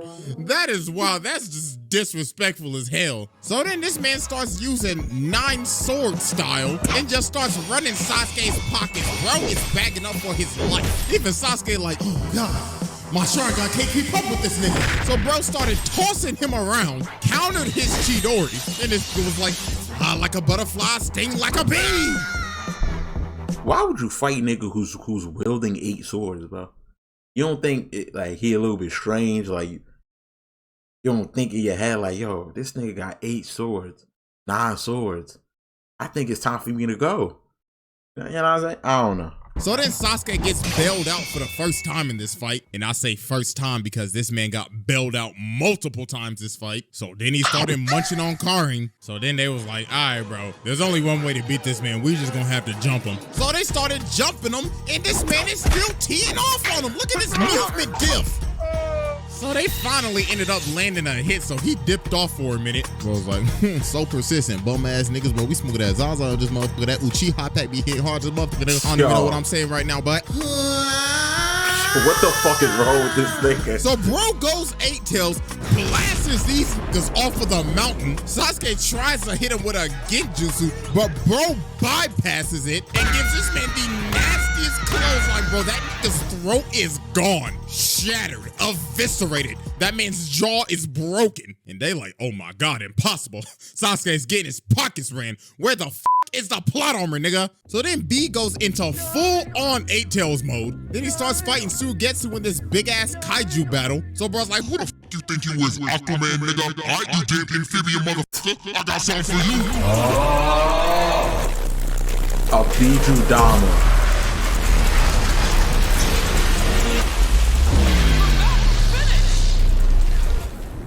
Hey, bro, what was that? Ugh, I think B hit him with that yeet bell. Oh my goodness, bro. He yeet bell is crazy. This man. He literally turned this man into nut. Pause, but look at him. Even Sasuke like, oh my God, bro. We ran up on the wrong nigga. We gotta go. I don't know how this fight ended. That plot armor kicked in for Sasuke and he started burning man with a Matarasu. But come on, bro. We all know, bro, this man got whooped. If none of his crew was there, his ass would have been grassed. Because the fact that this man took the time out of his day to write some bars down right in front of your face, then proceeded to whoop your ass? Nah, bro, you should have been 6 feet under. All right, next up on the program, Grimjaw running Ichigo's pockets. Oh. Why he doing? Don't. Why? Please. This shit about to get so cover your eyes. Cover your eyes, bro, because this is about to get crazy. Well, I mean, since bleach is back, why not put some bleach in here? But first of all, we need to acknowledge the fact that this man Grimjaw is a absolute smoke demon. I mean, you could tell this is a crazy ass nigga just by his last name, Jagger. I can't even pronounce that shit. That's how you know he a demon. But anyways, Waco Mundo's most notorious op ended up pulling up on Ichigo and Rukia. And dog wasn't wasting no time. Bro was like, all right, listen up. Which one of y'all the strongest? Like straight up, like don't waste my time. So bro straight up fist this Rukia in the stomach. Ooh, crazy. She looking like, my stomach hurt. And Grimjaw like, oh, guess it ain't your weak ass. Go ahead and move to the side for me, will you? So then Ichigo tried to attack him, but bro stopped it with his wrist. Yeah. Bro's like, bruh, if you don't get this fat ass butter knife off of me. Hey, bro, for real though, when you gonna use your Bankai? Huh? Like, for real, bro, come on now, transform. You bullshit, you wasting time. Now, come on now, chop before I put a hole in your ass like that bitch over there. So they started to get the scrapping, and this man Ichigo looked like he could just not keep up at all. Bro grabbed his sword mid-swing and looked at him like, really? Is this your Bankai, nigga? Man, if you don't get this sorry ass shit out of my face, nigga. Bro was for real throwing mans like a ragdoll. This shit was insane. Read this man's movement like a book, grabbed his sword mid-swing again, then he kicked the life out of bro, made him do a whole 360, and he sent mans flying, doing backflips and shit, made him run a red light. Then mans. If you watch this scene, you know for some reason when he kicked Ichigo, the animation just got so crispy out of nowhere. Like, bro. Grimjaw, he didn't even take out his sword, Blitzed bro. him and kicked the soul out of him. And Ichigo looking like, damn, maybe this Soul Reaper life ain't for me. Maybe I should give this shit up. But no. You see, it just got worse from here. Grimjaw started walking him down, picked him up, and started laying the hands on him. Like, yo, it got so bad, it started playing this sad-ass music in the background, and Ichigo was just thinking about his life. Girl got slapped by another nigga. Rukia got fisted right in front of me. Damn. I guess I'm just not him right now.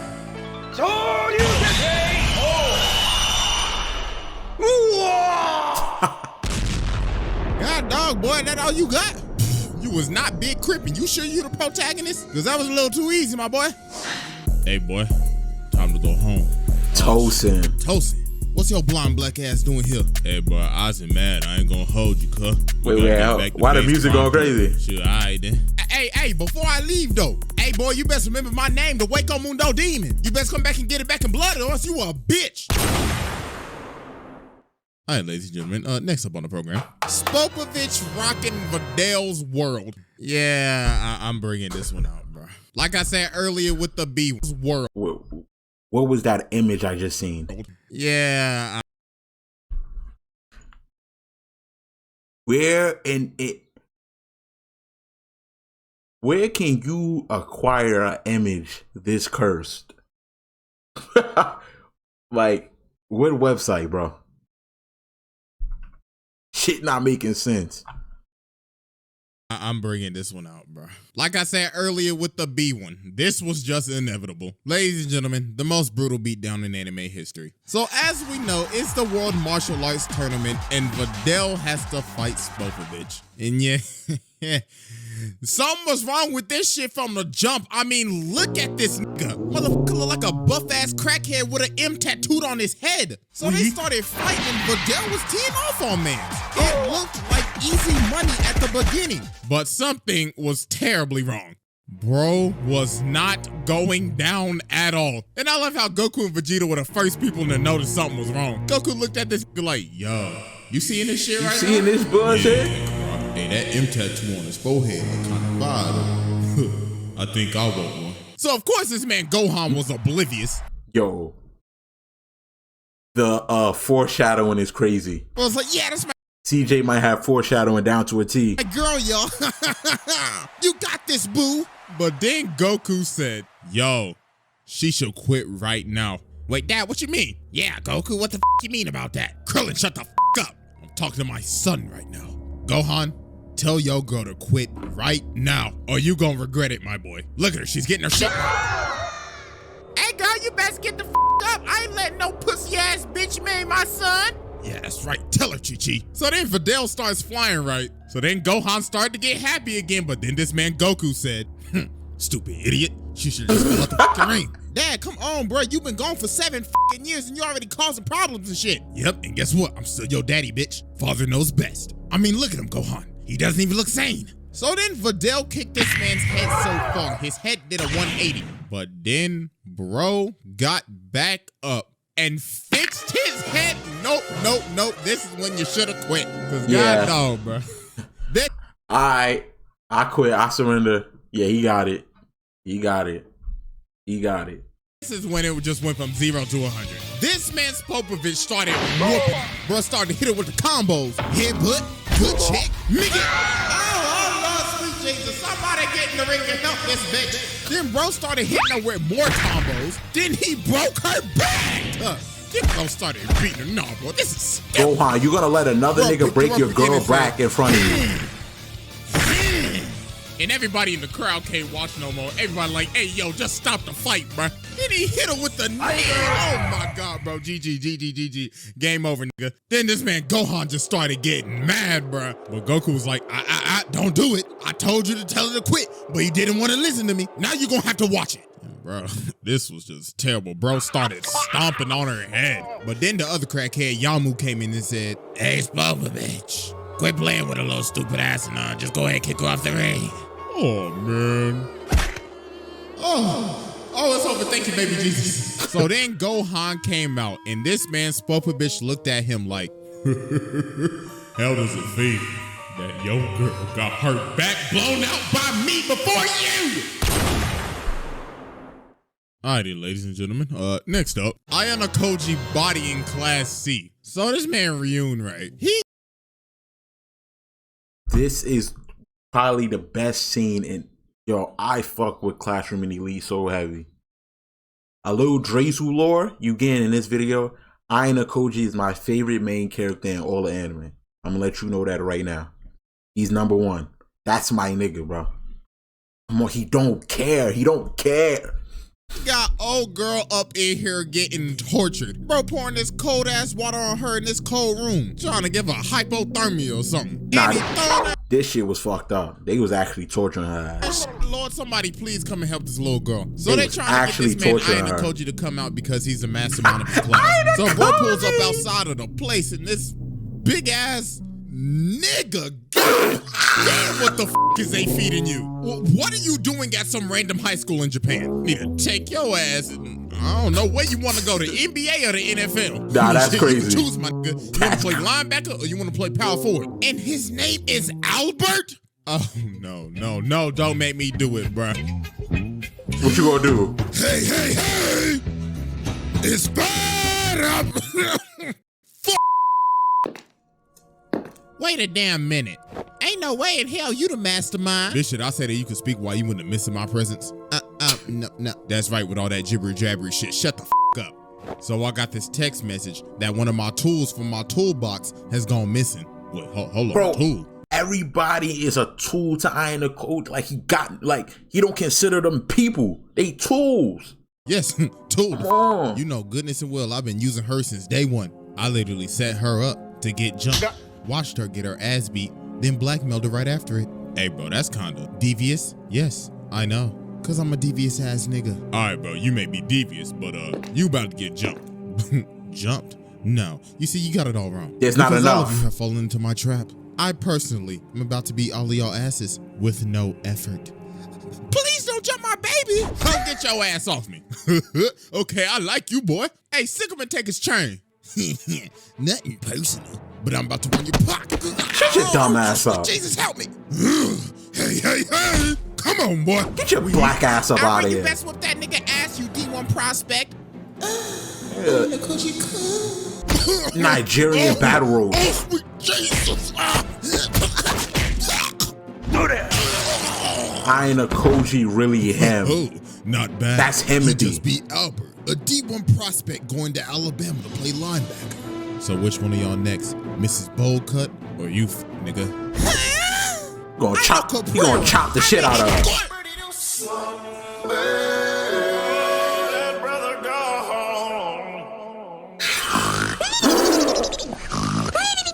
Now, it's just me and you, fuck nigga. Yeah, coming from my fade. Oh, shit.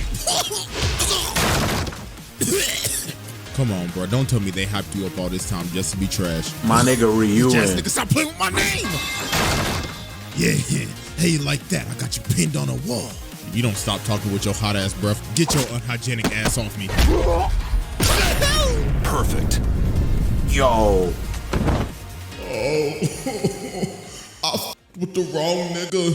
So yeah, this man Ryun just got humbled real quick. Bro took top mount and just started beating him. But while bro was getting the sense beat out of him, he just started rambling about like just feelings and stuff. Bro was like, how do you feel, huh? How do you feel? And this man, Ayano Koji, looking at him like, nigga, why would a mundane task like this make me feel anything? Ayano Koji's the one, bro. He's the one. He's the one. Excuse me, but the fuck are you talking about? Why should I show any emotion against some weak ass trash like you? Just go ahead and just shut your mouth.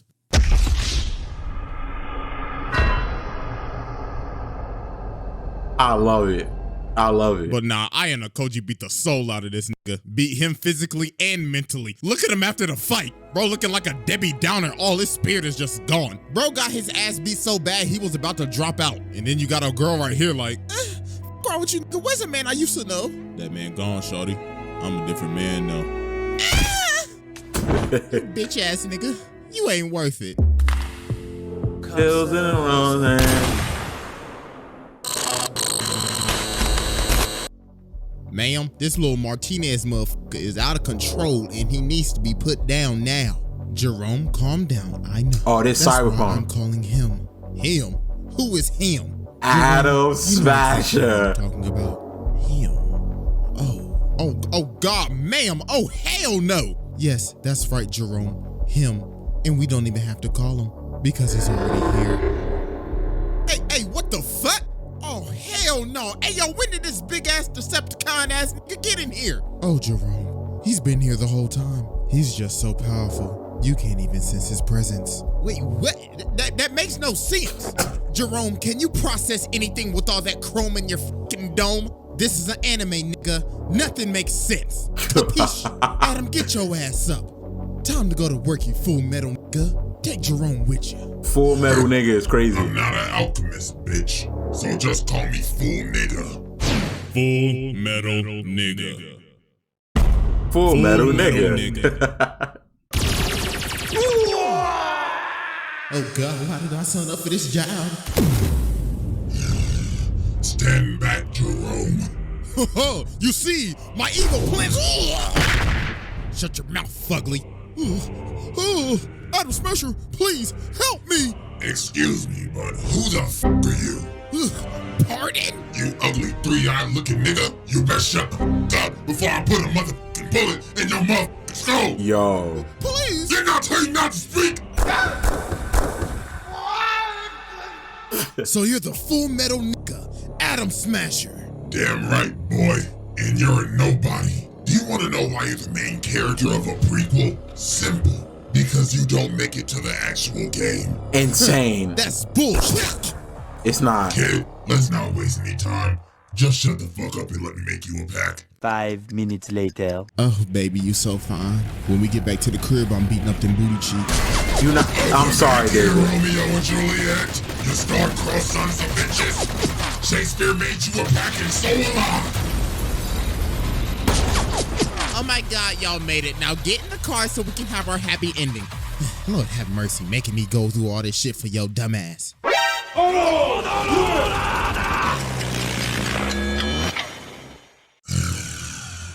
Foolish girl, trying to challenge me. You see, here's what I'm going to do to you. I am about to teabag the shit out of you and drag my metal chrome nuts across your fucking forehead. Nothing personal, but I have a reputation and a name that I have to keep in good standing. Adam, smash her. Adam Smash Her is crazy. She got done so dirty. Like, I thought she was gonna survive. Like, I thought she was gonna be the ones that survive. Hell no. Hell no. Fuck no.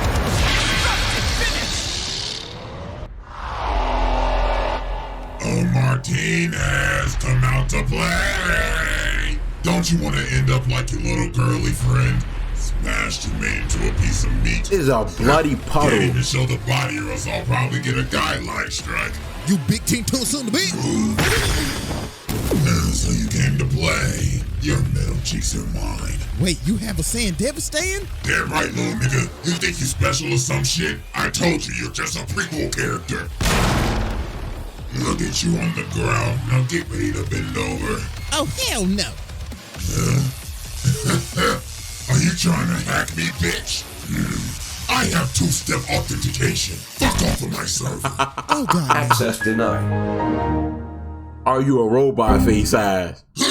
Where the hell do you think you're going, pussy nigga? Get the fuck off of my screen! Eat my middle dick! My nigga David. Look at you. You're just scrap. I told you you wouldn't make the main game. Your sorry ass will just be remembered as a drink in the bar that nobody goes to. At least my jacket's in DLC. Yeah, like anybody's gonna wear that shit. Eat a dick.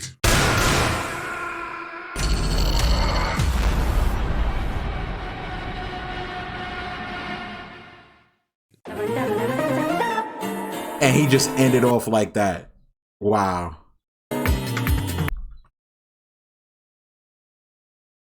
So then Shoko asks, yo, where's my homie at? Oh yeah, your home dog that look like Brock. Yeah, young blood, I got you. He right here. Oh my God. He waiting for you in the gulag right now. Hey, old nigga, where you going? I wanted to make a deal for the OnlyFans. Hey, come back. The heck?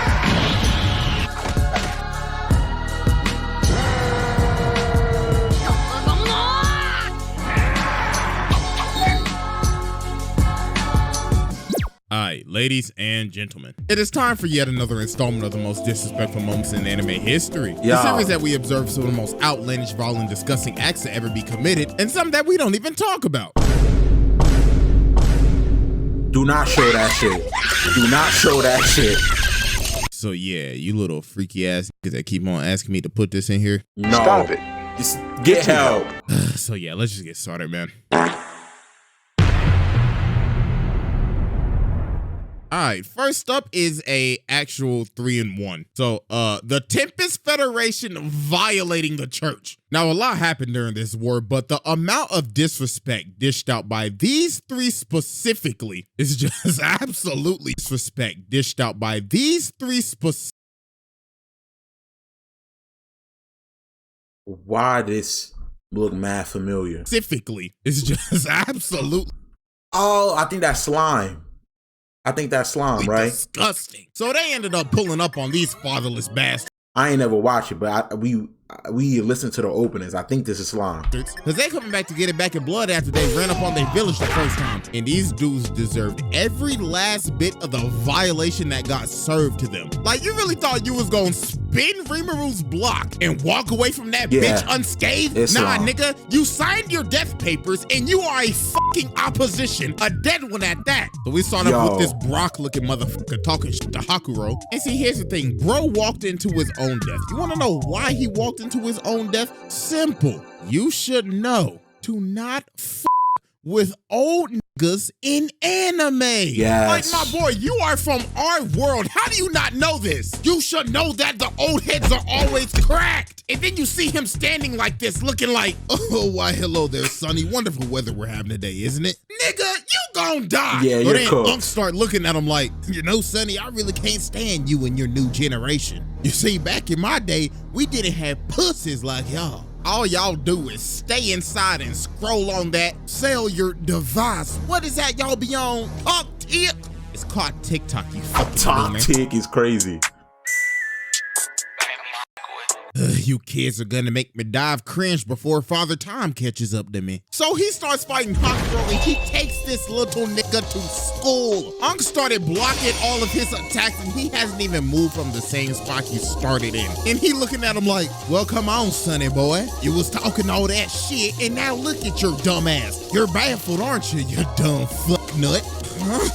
Fuck you, you prehistoric boomer! So then Kyoto starts blitzing him with his all-seeing eye. And this is where this idiot shot himself in the foot. So Unk started weaving all of his attacks.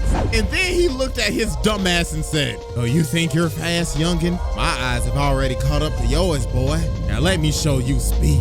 Water breathing form 69. Chris Water Slash. Did he just say war the...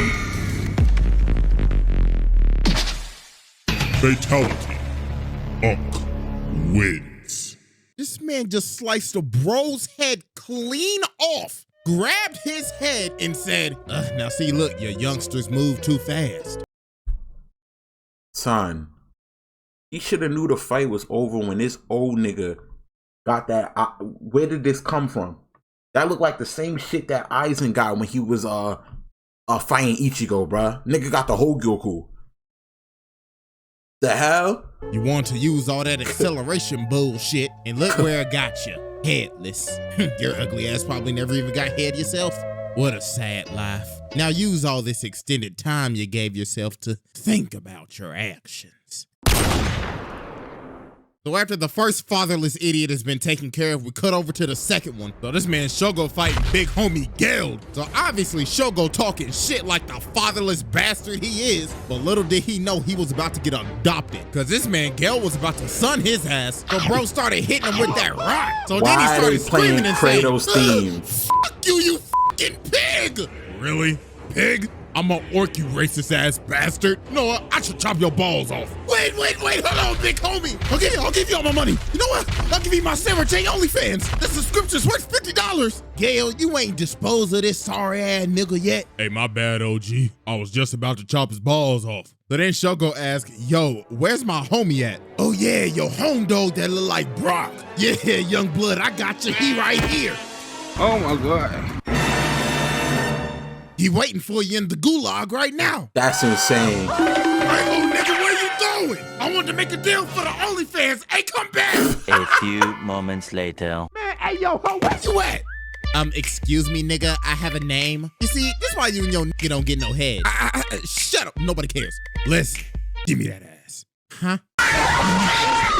So while this man is choking out the girl to take her powers, Geld and Hakuro standing outside the tent like, What the heck just happened? I don't know, Unc, but I'll tell you this, he ain't cooking shit. So this man Shogo come out the tent, bro got Kuriraga now, and he like, yeah! I'm cooking! You ain't cooking shit. Shut up, you fat ass pig, before I turn you into bacon, nigga! So this man Geld is sick of it at this point. The bro starts walking to him and says, before I kill you, I will give you the pleasure of learning my name. I am Geld. But the orc hoes in the village love to call me Tyrone. And that is what you will be calling me after I pound you into a pile of Tyrone shit and add you to my roster, bitch. Don't name your child no Tyrone, bruh. You name your child you're basically creating a black hole if you name a nigga Tyrone, bruh. Black Vortex, the spookiest spook. Like, come on. There's so many other names.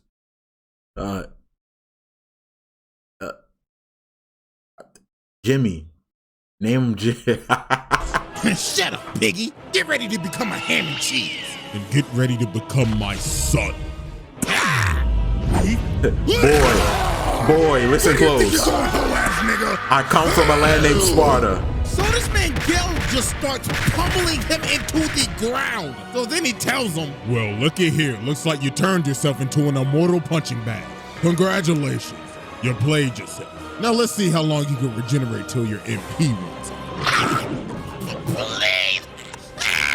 What is he? What is that power? Nigga, bitch ass, pussy ass, punk ass nigga. I'll beat the dog shit out of your dumb ass. Captain D's looking motherfucker.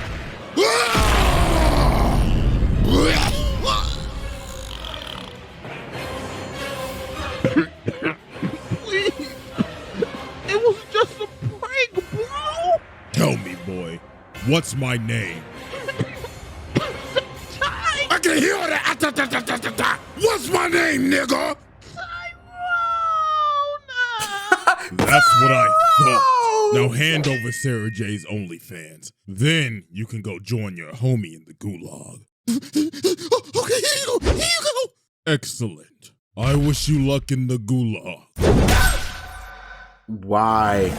Looks like we got another one. On the ground.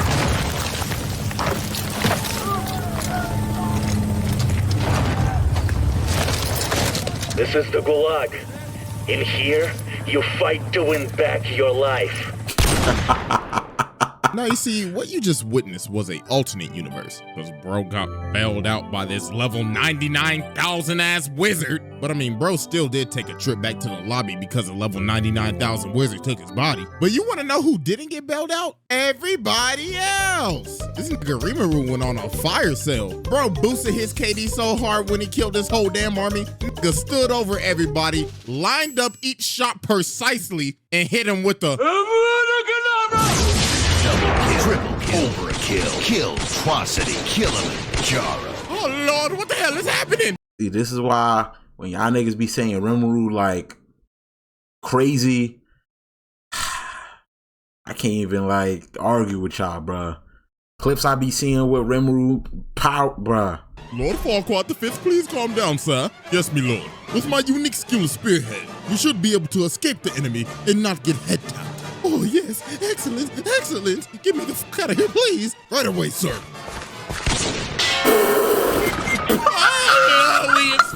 It's up in a long.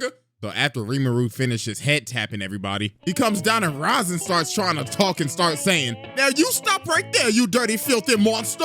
I shall let you know that the nation of Falmouth and our king, the great Lord Farquaad the Fifth, do not negotiate with terrorists." Good, because I didn't come here to negotiate shit. Oh Lord, please hear us out. Please, please, negotiations. Yes, yes, please don't shoot. Fine, I won't shoot. Yes, you see, would you like to become a territory? I mean, you're still gonna have to pay taxes and shit, but that's better than being enemies, right? Taxes? I don't do W-2s, fucker. Wait! We have TurboTax to help you. I'll even let you get away with tax evasion. Oh. I thought you said you wouldn't shoot. Oh. Yeah, nigga, I lied. And that's against the law. You fucking fed. So after this, Rimuru decided to take everybody else's soul so he could get enough to become a demon lord. But after that, bro started wobbling. Nigga looked like he just got straight off the Henny. So then he ends up summoning this broken ass Diablo, because bro is somehow still alive. And dear God, what he did to this man was just an absolute violation. Bro sent a fireball at him. He blew it away. Man summoned a golem. We backhanded that bitch. Then to finish him off, he hits this man with this mean ass light skin stare. Angel.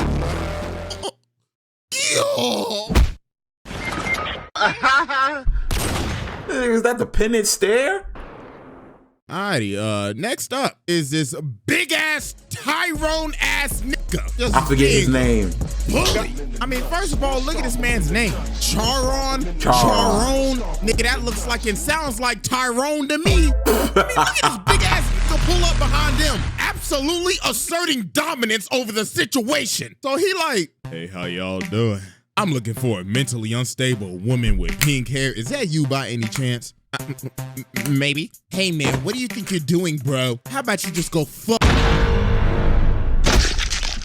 Dirty ass nigga, touch my goddamn all white geek, nigga, the fuck? Lame ass nigga. So he starts chasing down Inka and trying to capture her, but then Shinra comes in and hits him with the knee, and bro ain't even move. And then he gets up with all this confidence and starts saying, "Hi, my name's Captain Save-A-Ho, Shinra Kusakabe at your service." Nigga, what is going through your mind? You just need a nigga at full speed and he didn't move? I forgot what his power is. It's like he turns, when somebody hits him, he turns it into fire or something like that. Bro, I'd be worried about my safety than her safety at that point. I mean, she already a lost cause. She batshit crazy. Like my... I ain't like her. I feel like she was trying to act so hard to act crazy, bro. Come on. Stop trying to act so hard. Like, I hate when characters try to act so crazy. You're not really crazy. You're acting crazy, bro. Guys, she don't want to be saved. So my boy, you walked into this whooping yourself. So then this man Charon said, "All right, gang, you want to scrap then? Let's scrap then. Squad, hype me up.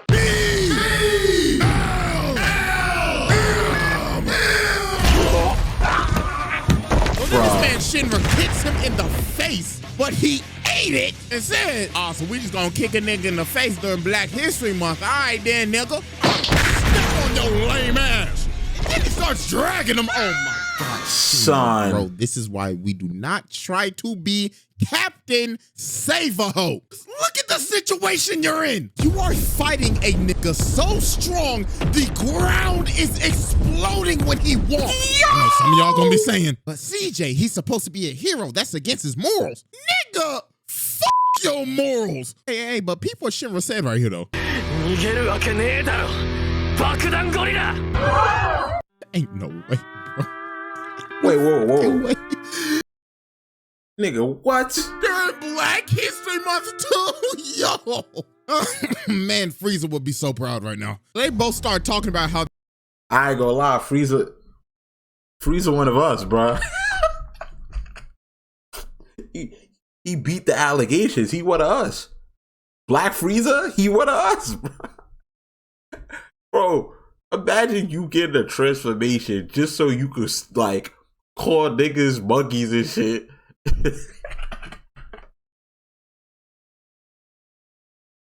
Bro, he got a justified racism transformation, bro. Frieza different.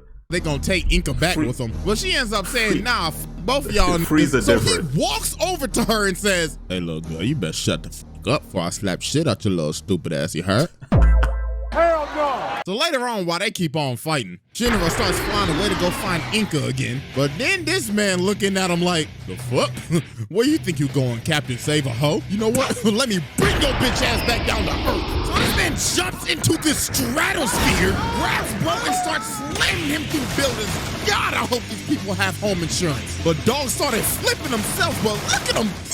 This landed and hit the smirk. Oh my goodness, Tyrone. I even forgot to mention this motherfucker's blindfolded. But no, look at Shinra real quick. So they about to capture her. So he's like, hey, stop right there. She looked at him like this and was saying like, fuck off. I don't need your saving, hoe ass nigga. I live for the streets. I die for the streets. I love the chaos. So stop. She was so lame to me, bro. Get this bitch off my brain screen. About me and go get a dental appointment with them fuck ass teeth. This nigga is crazy. So they started scrapping again. So Shinra kicked him. He ate the kick. Chopped this nigga. Then Bro said, clap! Then he backhands him. Oh my God, somebody call CPS. No. This is when they got crazy. He has his squad jump him. And the gang initiation is this. Then he charges up a Kamehameha and fries this nigga point blank. God, look at him, bro. It's like a burnt piece of charcoal. The soul has left his body. But with the power of plot armor, Bro somehow got up. So Shinra got in his zone, got his hands right and said, stop me! So he ends up hitting a final smash on that nigga. Bro has left the stage. So you gotta be thinking, oh, this fight's over. Bro's knocked out, right? Yeah, no. Bro gets and sucks the shit out of this nigga. Oh my God. Oh my. Hit him with a rage art. That's a child. His body is in the wall. Hey, but I mean, he got up again just to get told off by Crazy Shorty, then slapped in the face once more. So while she walking off with the evangelist, this man Shinra is so mad. Bro, all beat up his shit in the corner. Then he started yelling at her like, did he just call the evangelist the evangelist? CJ, step outside, bro. We gonna have to box now. Why would he pronounce it like that? Why would he pronounce it evangelist? Unless that's how you actually say it. And yo.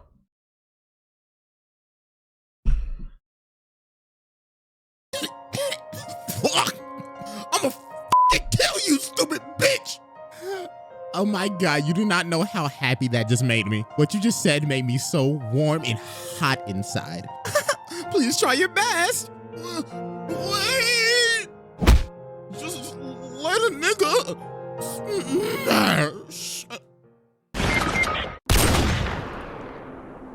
All right, ladies and gentlemen, here we go. I ain't touched this anime in a minute, but Luffy smacking the shit out of Bellamy. Ah, man, this is one of the most deserved ass whoopings that was done with absolutely no effort. So the Straw Hats pull up in Jaya, and they end up running into the Bellamy Pirates, being some damn dick. heads. Look at this motherfucker. Bro looked at Luffy and said, boy, if you don't get your dirty ass out of my face, here, take some money, nigga. Get your drip up, nigga. Trash ass. With them worn out jeans and them busted ass sandals. Yo. Wait, hold on. You ain't lying? Get your ass over here. Yes, ma'am. So then later on, they're at the bar. And they meet Bellamy. So bro walk up in there like, oh, so you're the guy worth 30 million. Who the fuck's this guy? I don't know, but he looks like a minority. Minority Hunter Zoro. Luffy a drink, but he slams his face into the counter. So then he ends up just starting to beat him. The whole bar start throwing shit, and then they just started jumping him. But the thing is, they wasn't doing nothing because they ain't give a fuck. They ain't give. I don't know, man. Like, niggas say that moment is cool. I understand it's like restraint and shit, but it's like, my nigga, like, as a human being, you shouldn't let no nigga beat your ass like that. I don't know. I feel like they should have did something right then and there, bro. That's just me. Like, it'd be one thing if they was just talking. Like, Bellamy and them was talking shit. And if they don't do nothing, that's fine. But they're physically putting their hands on you. It's like, okay. Like, I don't know. Fuck about the nigga till they ran up and stole the gold that they needed. So then later that night, this dude runs up in the bar and he's saying, Bellamy, you need to get the fuck out of here now. What are you talking about with your ugly ass? Them two dudes that you beat up, them dudes is Timothy. Look! But then all these dudes end up realizing dude's bounty ain't no 30 mil. They ain't get the new patch notes. Bro, shit was 100 mil. Them niggas was speechless. Then bro saying, Bellamy, you best get the statement. You best hope he doesn't come get his get back. Man, he ain't gonna do shit. 100 mil my ass. They is pussy. You know what? You're right. We shouldn't be scared of nothing. Bellamy! Get those big ass out here! I tried to warn you, Bellamy.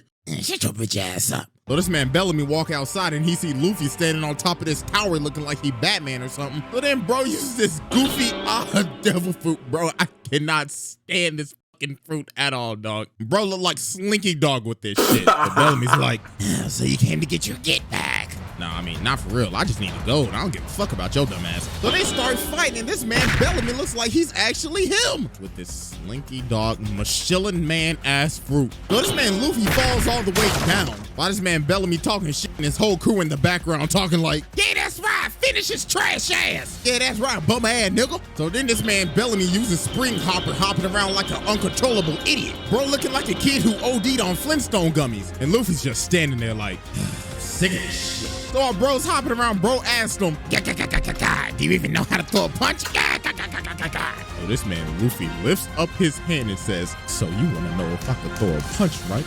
Alright then. Fuck around and bro punched the dog water out of him. Flattened his stupid ass for everybody to see. And just nonchalantly puts back his hat on. Oh no, bro. Dog hit him with the nigga, you ain't shit. And look at his crew. They looking like, hey bro, you good? This a fluke, right? Nigga, get your ass up. But no, bro was out cold. Teeth missing and everything, but he better get ready for some dentures. Bro got knocked out so bad he ain't even wake up till we got to Dressrosa. Nah, that's crazy.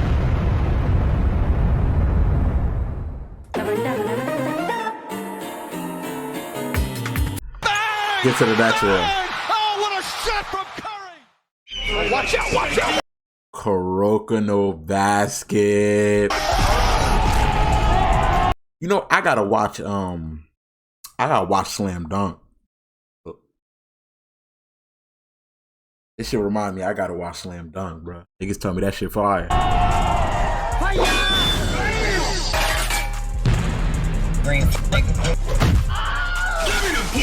Blue lock. Oh, ladies and gentlemen, this is getting hard to watch. If you are tuning in with us right now, we are witnessing a live public execution. Oh, good God almighty, somebody stop the fight!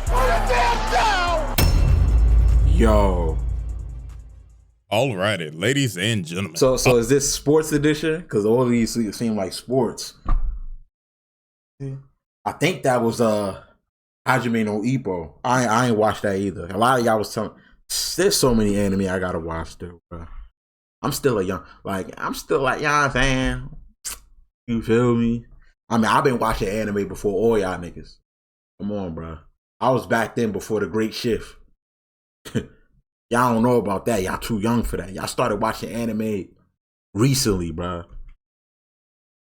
Niggas started watching anime. My Hero coming out. You don't get Finally, after 2 don't get your My Hero looking at years, somebody else. Welcome back to the most disrespectful moments in anime history. Jesus, I have not done that intro in a very long time. But anyways, man, welcome back. I finally decided to say f it and revive this series from the brink of death. Because, damn, it's really been 2 years. Not gonna lie, I kind of forgot about it, but it actually been 2 years. Damn. Anyways, on this episode, however, though, we're gonna be doing things a little different because this rendition is the most disrespectful moments in sports anime. Yes, sir. I'm talking basketball. 6'6" just leaping from the free throw line. Soccer. And yeah, I already know I done pissed off a bunch of European niggas saying that. It's called football. Blah, blah, blah. What the f is a caliber, nigga? Boxing. And even the greatest sport of all time, golf. It is a nice, beautiful sunny day at this round of the PGA Tour. Winds blowing at a gushing 3 miles an hour. And our first player at the tee is none other than Shaniqua Bronchitis from San Jose, California. It looks like she's remember We Golf? and she's ready to tee off. Beautiful line drive over the fairway, but the ball is dying down. Ooh, ooh, ooh. Drops right in the lake. And as you can see, Shaniqua is not happy with herself. Just look at her. Even her fans are heckling her. Oh, Lord have mercy. Yeah, alrighty, everybody. Our first moment is none other than the greatest street ball team of all time, Jabberwock.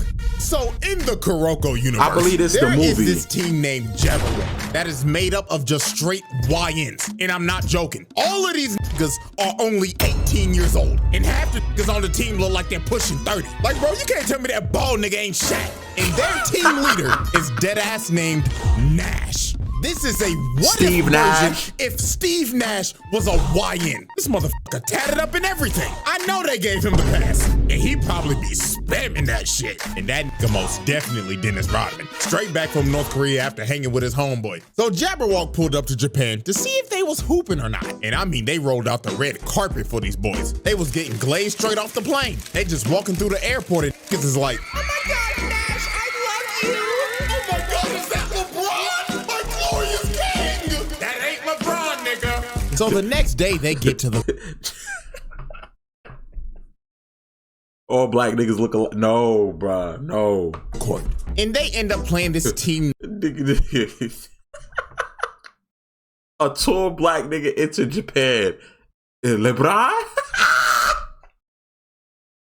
Yo, I don't know why that shit's so funny to me, bruh. Named Team Starkey. And oh boy with the glasses right here was already skeptical. He was like, what the fuck are they feeding these motherfuckers? They are not 18. This is bullshit. That nigga's 30. So they were gonna have a 10-minute exhibition match just to fill out some of the competition. So they tip off and Jabberwock gets the ball first. And they immediately start pushing up the court. So Nash starts putting the moves on Lil Homie. But Lil Homie gets to steal off the rip. And bro is completely shocked. He was like, what the hell? Did I just pick bro's pockets that easily? So they take advantage of this and get a nice little lay off the fast break. So everybody's cheering. But when Lil Homie was running back, he looked back at Nash, and this motherfucker was just smiling. Bro knew immediately something was off. So then the next possession, Team Starkey steals it again, and they push it down the court with some good teamwork, and they pass it to they big, and bro posterizes Dennis Rodman.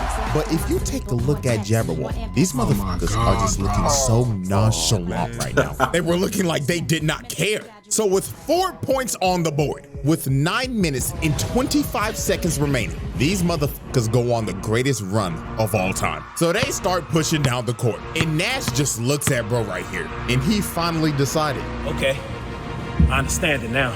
Huh? This man's ball handling increases to 99. Yo. You already know what the hell was going on. So how the fuck? He bought VC. Stop it with his arms out, and the ball is just gone. And it's just right behind him, floating in slow-mo. Fire. So he passes it with his elbow to Homie on the wing, and he lets it fly for 3.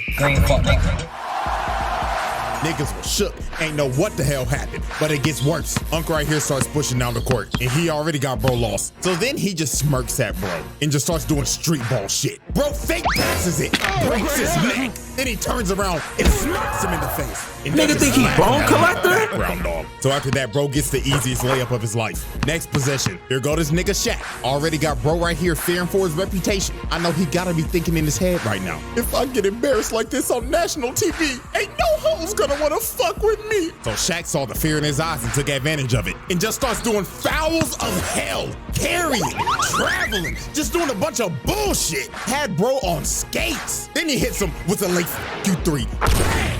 And oh Lord have mercy, poor Four Eyes. He tried to D up on bro right here, but he hits him with a carry from hell, pushes to the paint, and he ends up breaking this nigga's ankles, putting his ass on the ground. Oh my God. And then he emoted on him.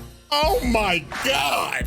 Put the fries in the bag. Somebody dog. call Never a lace foul. up those shoes again. Then he sticks out his tongue and says, "Fuck it, I'll throw it up again." Green fuck, nigga. Big Mac. And they started embarrassing them for the most brutal 4 quarters ever seen. Niggas was watching this and was just disgusted. So then on the final play of the game, Nash drives into the paint with his elite ball handling, throws up the alley to homeboy, and bro right here makes the crucial mistake of jumping with him. And for that, I would like to have a moment of silence real quick. Thank you. Watch out, watch out. Posterize this nigga.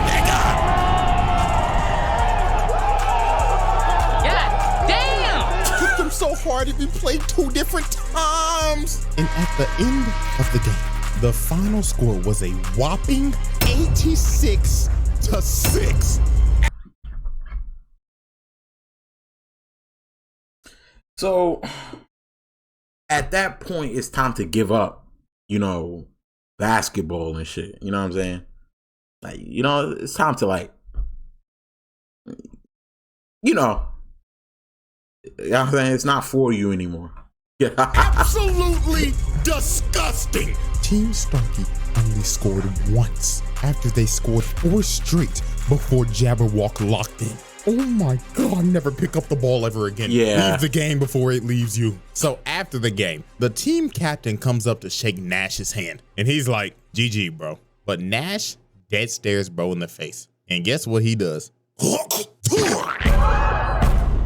He just spit on bro's hand. 0 respect at all. And then he has the craziest post-game interview of all time. I'ma translate this at 50% accuracy. I would just like to say, all y'all niggas are trash.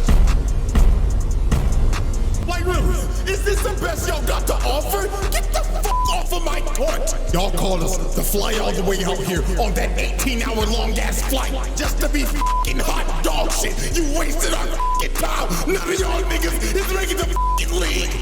Yo. Yeah, say something, monkey.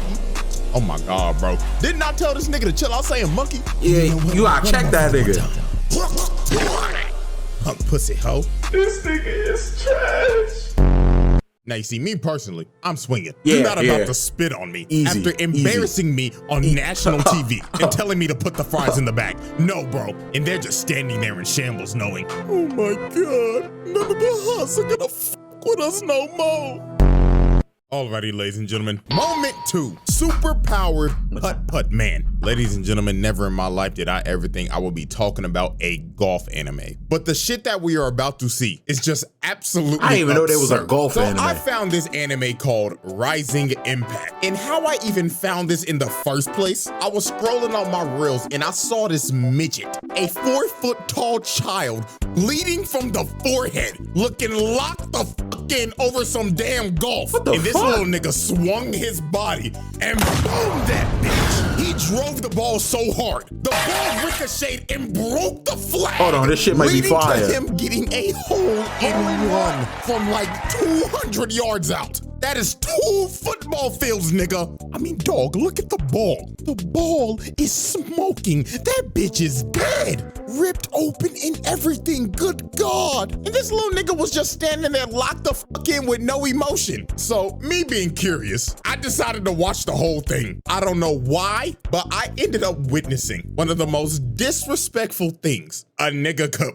possibly do. So there was a massive tournament that was happening, and these 4 ugly ass niggas was talking some crazy shit. This little ugly ass gremlin, big back 4-eye bitch. This big donut lip, light skinned Mr. Popo with a buzz cut looking ass nigga. Crazy. Look at this zesty ass Abraham Lincoln. What the fuck is this, my nigga? Is this supposed to be a beard? Because it ain't bearded. Nigga got a chin strap, but it ain't on his chin. Like, bro, cut that shit off and restart. Yes. And this dude just looks like a generic high school bully. He got the whole college frat boy starter pack look. So holy shit. Yo, I need to talk to y'all. Got the whole college frat.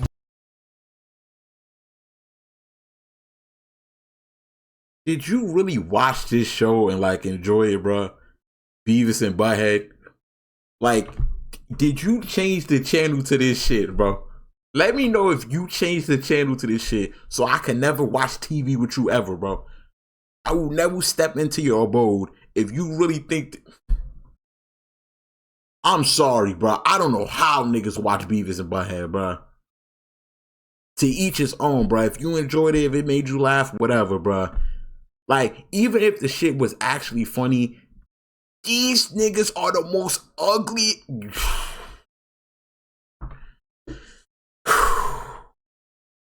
Like, they could have had the most funniest jokes I've ever heard. I'm just being distracted by how chopped these niggas is, bro. Boy starter pack look. So while they was yapping, this femboy demon comes behind them named Lancelot. And you already know he on that elegant shit. He talking like, judging by your loud voices, you lot must be the Americans, yeah? So this overzealous big-backed gremlin told this man, oh, so you want to talk shit, huh? So why don't you play around the golf with us? So Donut Lips and the frat boy was like, yeah, let's shit on him. So Lancelot accepts their challenge with the smile on his face like, oh yes, it would be lovely. But little did they know, they were about to get clipped and put on ESPN top 10 plays. So later on when they get to the hole, the ugly quartet is already planning to cheat. Big Back Gremlin grabbed Donut Lips and told him, take your fat ass all the way over to the green and make sure that nigga shit doesn't go in. So the 2 stooges run all the way to the green so they can fix the game on some Kansas City Chiefs shit. So the first one to go up is Zesty Abe Lincoln. And is that motherfucker wearing booty shorts on the golf course? What is he doing? All right, Abe. So he hits a nice shot and lands on the green in the first hit. So Big Back Gremlin is up next, and you already know she started yapping. Oh my gosh, I guess it's my turn. My calculations is I'm gonna hit the green on the first hit. Man, please shut the fuck up and hit the ball, yeah? Him in this whack-ass British accent. So she lines up her shot, and she hits hers, and surprisingly, it was a good hit, landing very close to the hole. This gremlin may have one of the worst builds I've ever seen, but she hit that motherfucker though. So it was finally time for Lancelot's turn. And guess what this man does? He pulls out a putter. So obviously the ugly bastards are like, well, wait a minute, are you throwing? Yeah, I don't know, but it looks like free elo to me. And this man is really set on driving this bitch 150 yards with a putter. Now I know a lot of people don't know a lot about golf, but everybody in their right mind should know. You do not use a putter right here. You use a putter when you are close enough to hit it in the hole. So if I had to explain this in like football terms, chucking up a 100-yard Hail Mary into quadruple coverage and praying to God your receiver somehow comes down with it. That is how insane this is. So this man just walks up with no fucks given, lines up his shot, and booms it. Is this nigga serious? 150 yards with the putter. And when it landed, it damn near was a hole-in-one, literally inches off. So the 2 stooges saw this, and these evil conniving motherfuckers looked at each other and said, I think I'm about to steal. But when Lancelot and them walked up to the hole, you don't even see his ball no more because they moved it. They moved it all the way to the top of this hill to give him the hardest shot humanly possible. And he knows they cheated. He was thinking in his head like, fucking idiotic lot, yeah. I can clearly see their dirty ass size 13 ass feet all over the green, yeah. So Lancelot decides, you know what? I'm not even gonna argue with them. I'm just gonna shit on them so hard they're gonna quit this fucking sport. This music is diabolical. His superpowers, because you know anime loves to give niggas superpowers in sports. And he turns the putter sideways and hits it. So with their feeble brains, they're thinking, oh yeah, he hit the ball too hard. Fucking dumbass. So the ball just completely misses the cup. But he hit this ball with so he put spin on it. It rolls back into the cup and he sinks it. And the whole ugly quartet shook. They ain't know what the hell they just witnessed. And he started talking mad crazy saying, what's wrong with you, Lord, yeah? Hurry the fuck up and hit your shot, you big back midget gremlin bitch, yeah? Hurry the fuck up. So old girl lines up her shot, thinking that this is just gonna be an easy put in. And right at the moment she hits it, Zesty Abe Lincoln notices, wait, don't do it! Because the hole was surrounded by a skid mark, completely blocking her ball. The backspin on that ball was so hard, he quite literally burnt the grass. That's and insane. The whole lay of the land. So after she screwed up, Senior Booty Shorts is like, huh, what an amateur mistake. All you gotta do is just hit the ball a little harder. So Abe Lincoln puts his, thinking that his has enough strength, but his ball just gets completely stopped. That's how over deep to the it side. was? This man is in complete shock. So he goes over to see the ball, and he ends up realizing this man just didn't burn the grass. He made a World War I trench to completely jail them from making the hole. So they had no chance. He's just looking at him like, are you locked down to play some more, yeah? Or are you gonna be some pussies and leave? And well, they decided to be pussy and leave because they was not about to play this nigga again. He beat them so bad, they decided to put the clubs down and put the fries in the bag. Nah. Right. Moment 3, the humbling of Blue Lock. Blue Lock. Probably the most disrespectful sports anime of all time. And I mean, there's multiple moments to choose from. I fuck with Blue Lock heavy, bruh. Even, bruh, I might have to read that Blue Lock manga. People telling me that shit fire. You feel me? I don't read manga. You know I don't do that. You know I love to wait for anime, but like, I don't know, man. I don't know. From Isagi straight up bullying Baro, making the king feel like a peasant. And I know y'all seen that one translation of this moment. Yeah, it is wild. I mean, we can even go back to the first episode. Y'all remember bro right here? I thought he was gonna be the main side character. Hell no. They said, Hell no. Pack your bags and get your sorry ass out of here. You're washed and your career's over. Shit, I don't even remember bro's name, if he even had a name. I mean, we can go on. I think it was like Kira. I remember because he got the same name as Light. You know what I'm saying? Or not Light, but like, you know what I'm saying? Kira. On about Blue Lock for a minute. Hell, if I make another rendition of this that's sports, I'll probably have more of it in there. But today we are focusing on the humbling of Blue Lock. Because these World 5 niggas cooked them so bad, it had to make them rethink their careers. So how this even happened? This man Ego decided to give Blue Lock a test. So he decided, I'm gonna bring in the all-star team. So he got straight demons from around the world to just cook them. And these dudes are based off of real players. Like, I'm not even a soccer nigga, but I am 99% sure that nigga is Mbappe. Like, that's a given. So the moment they got in there, they was already talking shit. And they was saying it in English, so they ain't know what the hell they was saying. Bro with the dreads was like, oh my God, they're so puny. They look like pretzel sticks. That's an understatement, mate. It looks like they haven't hit the weight room in their fucking life yet. Oh my God, guys, I think they're talking shit. So Rin was the only dude who knew English. So he walked up to him and brought that same energy, staring him down like, you think this is a fucking joke, huh? I'm gonna be the dog shit out of you so bad. I'm gonna make your old ass retire and you can finally have the time to get a fucking retwist. Man, damn. You talking reckless, pussy bitch nigga. I'll beat your ass right now. So before a fight breaks out, they had to break it up because that boy Rin was talking reckless. But sadly, my dog was about to get humbled. So the whistle blows and Blue Lock already gets off to a quick start. Bro right here ain't paying the game no damn attention. So Bachira just puts some moves on him. He ends up dribbling down the field, passes the ball to Rin, and he drills that hole in, scoring the first goal. So you see this and you gotta be thinking, okay, they got a chance. They scored in the first minute. They like that. This just must be a fraud-ass all-star team. But man, oh man, They basically just gave him a Make-A-Wish point, because from here on out, it was just straight Make belt a to wish. ass. They blow the next whistle. Isagi comes and tries to deal on Mbappe, but he dead stares bro and tells him, "Let me show you why they offered me a $1 billion contract." Oh! Zooms past Isagi in a heartbeat. He didn't even know what happened. It was too fast, and he just cut through their whole defense. So then here comes Mr. Hero Ball Rin talking like, your route's too obvious. But Mbappe looked at dog and said, "You have good reads, but I'm too fast for you, nigga." Zooms past Rin and blasted it to the goal. You can't tell me this nigga don't got powers, bro. You seeing that shit? That's powers. That's powers. These boys, they know what the hell just happened. And after he scored, he was like, "All right, guys, let's hurry up and hit the showers. I smell like shit because I'm surrounded by shitty players." Damn. And the humbling did not stop here. This man Rin was like, "Man, just give me the fucking ball." So the next possession, they give Rin the ball, just to get immediately clamped by Mbappe.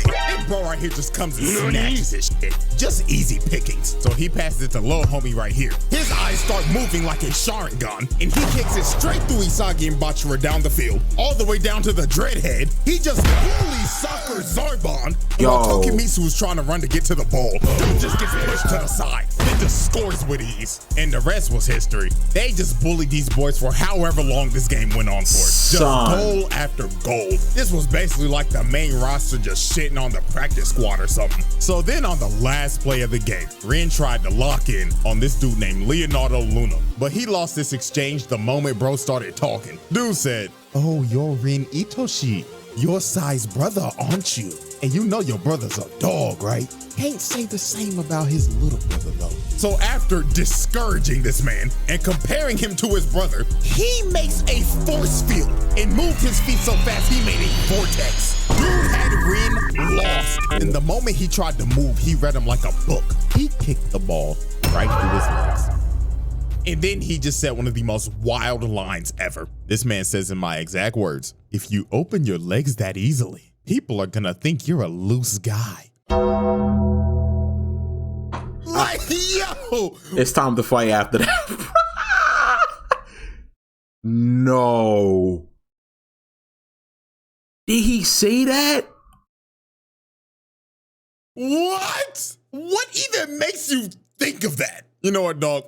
I'm just not even gonna question that shit. Got it. It got it. GG easy. Game over. They beat these boys 1-5. And they didn't even shake no hands. They went straight to the locker room. Alrighty, ladies and gentlemen. We have reached our final moment. Or to be more real with you, moments. Because the rest of the moments in this video are all done by one singular man. And he is none other than the most disrespectful man in sports anime. The Snow Bunny mind-controlled demon, Brian Hawk. This is one of the most unhinged anime characters I have ever laid my eyes on. Like, this dude is clinically insane. Now, if you don't know what anime this is Hajime no Ippo. Yeah, I know the anime. Greatest sports animes of all time. And Brian Hawk is the WBC Junior Middleweight Champion with a record of 20-0. 17 of those wins coming by KO. Now, to understand why this man is so unhinged, we have to know the backstory. So Brian Hawk is from New York,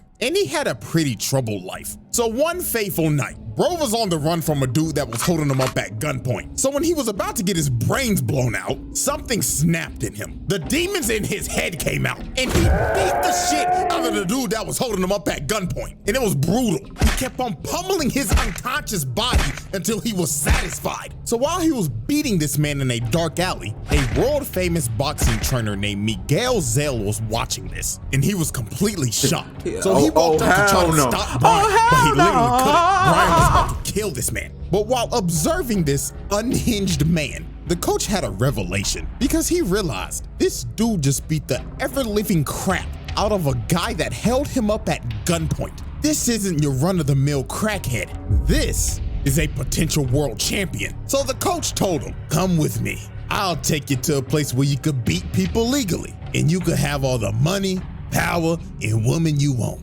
And Brian accepted his deal. And from that fateful night, the rest was history. This man was so naturally gifted at fighting, it was insane, knocking out damn near every opponent he was in the ring with. And he ended up becoming a world champion with little to no training. So now that we have the backstory, let's get into the antics. First up was his first confrontation with Takamura. This man Takamura was having the fight of his life, hanging on to his last breath. And he looks over at ringside, and this motherfucker Brian Hawk is just sitting there watching him get his ass whooped with some bitches. So Takamura got pissed off and wanted to make a statement in front of the champion. So he knocks the dude out that he's fighting through the ring, and he ends up landing right in front of him.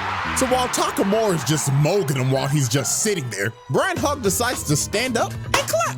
And it seems like he was entertained and intrigued to fight Takamura. So after the match in the locker room, while Takamura's doing a meeting with the press, Brian Hawk comes to his locker room. So you gotta be thinking, oh, he's just here to congratulate him and show respect for the person that's gonna come up and fight him. But my God, what this man says lights the whole room on fire. So he tells his translator to tell him, Mr. Hawk says he would like to shake the hand of his next opponent and acknowledge his fight. But then he tells the translator something else, and he is completely shook. He is thinking in his head, ain't no way this nigga wants me to say this shit. But Brian insisted. He said, say it, nigga. Mr. Hawk did not come to Japan to see your fight. He came to Japan to indulge in our women. Like, bro, what? This man only came to Japan to get with women. This is a sick nigga. And then he starts laughing at Takamura like, come on, Takamura. Where's my handshake at, nigga? So Takamura was not about to take this disrespect because he just disrespected him and his whole country. So he goes into swing off, but he stops his punch with one hand. Had the whole room in disbelief. Stopping a grown man's punch with one hand is absurd. And then after this, he says, oh yeah, that's a nice firm handshake. So then he walks away. And when he opened the door, his hoe's already waiting for him. And he's just laughing his ass off, heading to his hotel to do some cheek crushing. This man is insane. And this is just the tip of the iceberg. So now we move into the second moment of his. He a savage. And there's no other way to describe it than this. He's an absolute savage. Mind control. So this man flew into Japan from America for Fight Week. Snow bunny he mind brought control. His entire harem of bunnies. Umar fucking Dr. Umar, bro. God. I'm working on a snow bunny crisis self-treatment manual for black males. So now it's time to look at the full effect of the snow bunny mind control. So Brian was having a public sparring session where the whole media and public could come watch. So during this session, he was just getting his ass beat. He was giving no effort and not trying at all. And he was just saying shit like, ow, he got me. And then in the middle of the session, he just says, oh my God, coach, he's too strong. So Coach Kamigawa was there to scout him out, and he was just watching this like, are you kidding me? This is fucking useless. Look at him, he's not even trying. So they end up leaving. But while they're leaving, the brigade of snow bunnies arrive at the gym. And literally 5 seconds later, you just hear a boom outside. So they're like, what the hell just happened? So they run back in the gym, and all they see is blood on the mat. His glove drenched in blood, and he starts saying, well, goddamn, what took y'all fine asses so long? Had me bored than a motherfucker. And you just see his opponent knocked out while bro's just laughing hysterically. This man. This is what I say, bro. When females start to when women start to come around, niggas just act so different, bro. They act so different, bro. Like them videos you be seeing on Instagram, they not even like, sometimes they over exaggerate, but they not even that far off, bro. Niggas start acting different. They get a power boost. They get a +5 to all stats, plus ignorance. Did not lock in until his hoes arrived. And he knocked him out as fast as possible so he could get it over with and leave. And then he says, bitch number 2, come on and kiss a nipple. And he just starts smacking up on shorty. Oh my God. Like I said earlier, this is one of the most unhinged characters I have ever seen. But if you didn't think he could get any more disrespectful, we get to the press conference. So the day before the fight, they end up having the press conference. And this press conference went down exactly like what you would think with a person of this caliber. From insulting reporters. Mr. Hawk, the world would like to know, what is your game plan going into this fight? Man, shut your bitch ass up. Nigga, nobody asked you that a bitch ass thing. You better shut the up before I knock your head off your shoulders, old ugly ass bitch. And literally telling Shorty right here, baby, you can ask me. Why? Why? I don't know, her jawline look crazy to me, man. And literally telling Shorty right here, baby, you can ask me more questions in my room tonight. Room 69, if you know what I mean. Yo. No. And then when him and Takamura face off, he decides to give him a little uppercut. So Takamura gets pissed off and is about to swing on Dog, but they end up holding him back. The coach ends up grabbing Dog by the collar and cussing him out. And Brian just looks at him. And you can probably guess what he did next. He slaps the piss out of him. Bro just assaulted an old man. And then bro, he give me Yujiro vibes a little bit, bro. And these niggas is falling for his rage bait. Like, it's insane. He starts cussing everybody out and says the wildest line ever. And I quote, "You wanna beat me, huh? Then bring me all of your women. I'll give you my genes. I'll spread my you-know-what throughout this country. And in 20 years, Japan will be crawling with world champions." That's insane. One of the most unhinged characters I have ever laid my eyes on. You got now it. It's time for the final moment. Fight night. The way Brian Hawk fought this man Takamura is going to make your jaw drop. From the moment Brian Hawk made his entrance, the disrespect started. Because when bro got in the ring and took off his entrance armor, he was wearing Takamura's merch under it and stared him straight in the eyes and just ripped his shirt to shreds. He was trying to push every button possible. Crowd booing and everything. They hate this nigga. And before the bell's about to ring, just look at him. Just staring him down with his tongue out. Bro, what is he doing? I remember multiple people basically said that this dude is basically Kid Buu if he was a boxer. And they are completely right, because this is dead ass how he would act. So the bell rings, and both of them just start squaring each other up. But Brian ends up dropping his shoulders to taunt him to make him throw the first punch. So Takamura says, and he starts throwing hands, already pushing bro back into a corner, just raining fire on dude.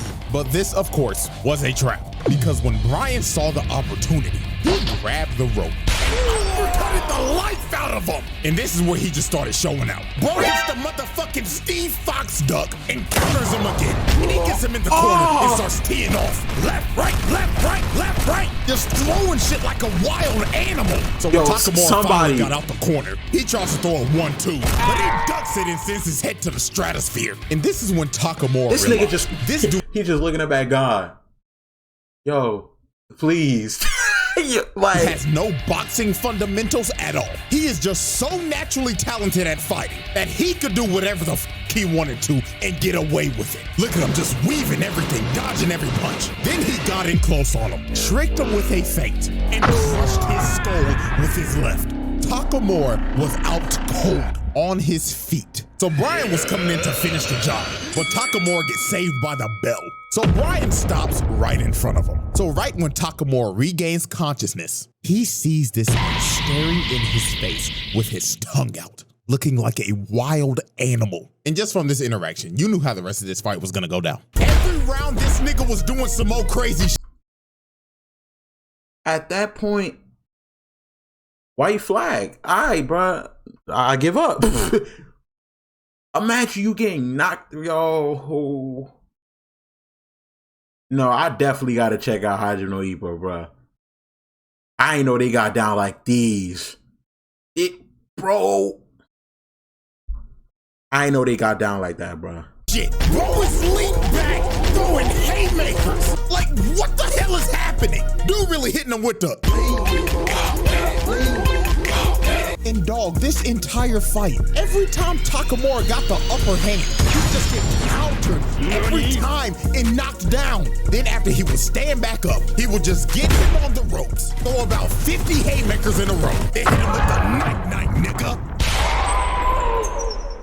I swear, bro, when I saw him hit Takamura with this haymaker of doom, I thought it was over. Bro was standing over his body and emoting too. But he ended up standing up after this. But he was not conscious at all. He was literally walking in the ring unconscious. If this is real life, the ref is stopping this shit because this just got ridiculous. Niggas was really witnessing murder on live TV. So that's just his fighting spirit. Every time he got up, he would get put on the ropes, eat about 60 haymakers, and get his ass dropped by a mean-ass left hook. You see, the thing about boxing and UFC is that the comeback is absolutely possible. You can be getting your ass beat the entire 4 rounds, bro. Like, but all you have to do is knock out the nigga and you win. That's like the crazy thing about the sport, but like the comeback is actually real. Like those, like UFC, those are sports that you like. You really should, even if you're getting your ass beat, you should never give up because you really do have a chance to really come back. Like just one well placed, you know what I'm saying? The nigga's gone. You know what I'm saying? It was ridiculous. But alas, y'all know how animes be. This man Takamura got revived by the power of plot. Had one of the most devious lock-in moments of all time. And started beating every single bit of life bro had left in him. This is one of the craziest comebacks of all time. But what ended this fight was the last exchange. Takamura's going in for a mean left hook. But Brian sees it and leans back all the way in that signature position. And his eyes are bloodshot red, ready to kill. And Brian is thinking in his head, I knew I wouldn't lose to this plot bullshit. Night. Bitch ass nigga! So Brian hits Takamura, and it looks like the end. But unfortunately for Brian, the last punch he threw at Stormtrooper aim, it grazes Takamura, missing his chin, and bro knew it was over. Oh, shit. He gets his face drilled into the ground, hitting him so hard it replayed 3 different times. And that was all she wrote. I just said, yo, I dead ass did not expect him to win. I was just talking about how you shouldn't give up because you can knock out a nigga with one well played. Yo, I'm a prophet, bro. I'm actually a prophet. I ain't gonna lie, that is kind of crazy though. From how he was describing it, damn. Like he deserved to get knocked out, but like he probably should have won. But listen. Like I was just saying, you can come back, bro. The comeback is absolutely obtainable in boxing. Done deal, he was cooked. No, I'm gonna be completely real with y'all. Brian Hawk Loki got robbed. Like, if we being for real, this fight should have ended like rounds ago. Like, he slept this nigga Takamura twice. Like, ref, be for real. What the f are we doing, my nigga? Like, your license needs to be taken away. But hey, you know what? Shouts out Takamura. Because you had to knock that nigga out after all the disrespectful shit he did to you. And after this, Brian Hawk retired. And I'm not joking. The nigga never fought again. Takamura apparently gave this man PTSD. So he quite literally made bro put the fries in the bag. And ladies and gentlemen, that is all she wrote for the most disrespectful moments in anime history. 9. Holy, the 2-year hiatus is over. I brought this shit back before GTA 6. Wow. So I hope y'all enjoy it, man. And hey, if y'all fuck with it and y'all like it and shit, then I'll just go ahead and bring the series back full time. And I know there are more sports moments, so yes, we will run it back in the future. But until then, see y'all very soon for a very eventful trial. Got you. Alright, 10. So we in current now. We in the present, gang. Y'all there? We in the present. Listen, if you still here, shout out to you, my nigga. Shout out to you. Shout me up. I said, how long has it been? It's been 2 hours and it's been 2 hours and 40 minutes, bruh. This dude really just got punched out of his clothes and sent flying across the block. This is the most embarrassing thing I've ever seen. Like, y'all realize this nigga can't ever show his face in public ever again, right? Because he gonna be walking down the street one day and they gonna be like, oh my God, you're the guy that went viral on Twitter for getting punched out of his clothes and was wearing some tight-ass tighty whities. What the like, fuck? dude, you're cooked for life. What was that? Alrighty, ladies and gentlemen. Welcome back to another installment of the most disrespectful moments in anime history with a twist. I'm gonna be real with y'all, the twist ain't revealed till like the last moment. Technically not to the end, but today we got 5 of some of the most unhinged, diabolical, jaw-dropping moments to ever be animated. So let's not waste no more time. Without further ado, alrighty, ladies and gentlemen, let's get right to it. Moment number 1, Osaragi teaching Dump how to praise God. Man, yo, let me tell y'all, bro. Shorty right here, Osaragi, is a bona fide demon. And again, this is another case where you can just tell by her appearance. Her daily Sakamoto fit is a funeral dress. She dresses for the occasion while she is out here killing niggas with no emotion at all. She is literally the Grim Reaper. And old girl right here, Dump, had a one-on-one date with the Grim Reaper herself. Now, how all this went down? Slur sent a bunch of serial killers to Japan to take out Sakamoto and the Order. And old psycho fine shit Dump, who was a literal cyborg that can shoot spikes out of her body, decided to go after Osaragi because she simply thought she was unattractive. She deadass hates ugly niggas. If she thinks you're chopped, she's gonna kill you. So later on one day, Osaragi went to the shrine to go pray. And you would not believe what she started to pray for. She started praying saying, "Dear God, I pray that you bring one of these serial killers to me so I can kill them and dismember them myself. I hope to receive this blessing. Amen." So after she finished praying, Dump pulls up right behind her. They answered her prayers. Were answered immediately. So she shoots a spike from her body, trying to impale Osaragi. But Osaragi somehow blocked her attack with a coin. And she's saying after that, "Oh, thank God, my prayers have been answered. I'm about to kill a bitch today." So now I want y'all to prepare yourselves to see one of the most disrespectful things I've ever seen. Please, Shorty told Dump, chill. "Hello, ma'am. Do you know how to praise God?" What? "Oh, well, allow me to show you how to praise the Lord." So she palms her head, takes her over to the statue and slams her head twice. And she told her, "First, you bow twice." Then while Shorty is struggling unconscious, she claps her in the face, then claps her again and told her, "Then you clap twice." Then picks her up and drives her face into the offering table. Nah, then after she... That gotta be racist. Hold on, let's run that back. Picks her up and drives her face into the offering table. Racist. Then after she planted her face in the table, last thing she said was, "And don't forget, make your offering." And flicks a coin at her unconscious body, just face planted in the ground. So after she just got embarrassed, freaky psycho fine shit gets up and starts licking her lips and saying, "Ooh, I can't wait to give you a makeover, you chopped ass bitch." So Dump tries to attack her again, but Osaragi blocks that attack again, this time with a briefcase, and Dump started getting pissed off because Osaragi's just toying with her. She's blocked both of her attacks with a coin and a briefcase and was beating the hell out of her while she was praising God. So Dump just goes unga bunga on her, shooting her spikes at her. So Osaragi jumps up trying to dodge it, but Dump ends up taking away her briefcase from her and throws it out the window. And yo, look at the disappointment in her face. She is not enthused at all. This just pissed her off. She thinking in her head, "Oh my God, my precious." So after throwing her money in the bank briefcase overboard, Osaragi officially stopped fucking around. She ripped down and kicked the temple bell at her, sending psycho fine shit to a different map. So after Dump just got hit with a stage change, she started doing some freaky shit. I kid you not, she started shooting the spikes out of her titties. And then after that, she started licking her lips. Oh, hell nah. Yeah, I'm gonna be real, I can't call her fine shit no more. This is too freaky. Her new name, you know, I mean, to each his own, like.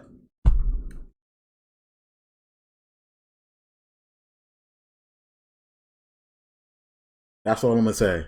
And from now on is freaky Spike bitch or some shit. I don't know. Anyways, when freaky Spike bitch shot them spikes out of her titties, she completely bricked and only hit Osaragi's hand. And this right here is when Dump started regretting everything. Osaragi starts walking her down with her hand impaled, moving through the spike, grabs her hand and tells her, "I'm about to rock your shit, twin."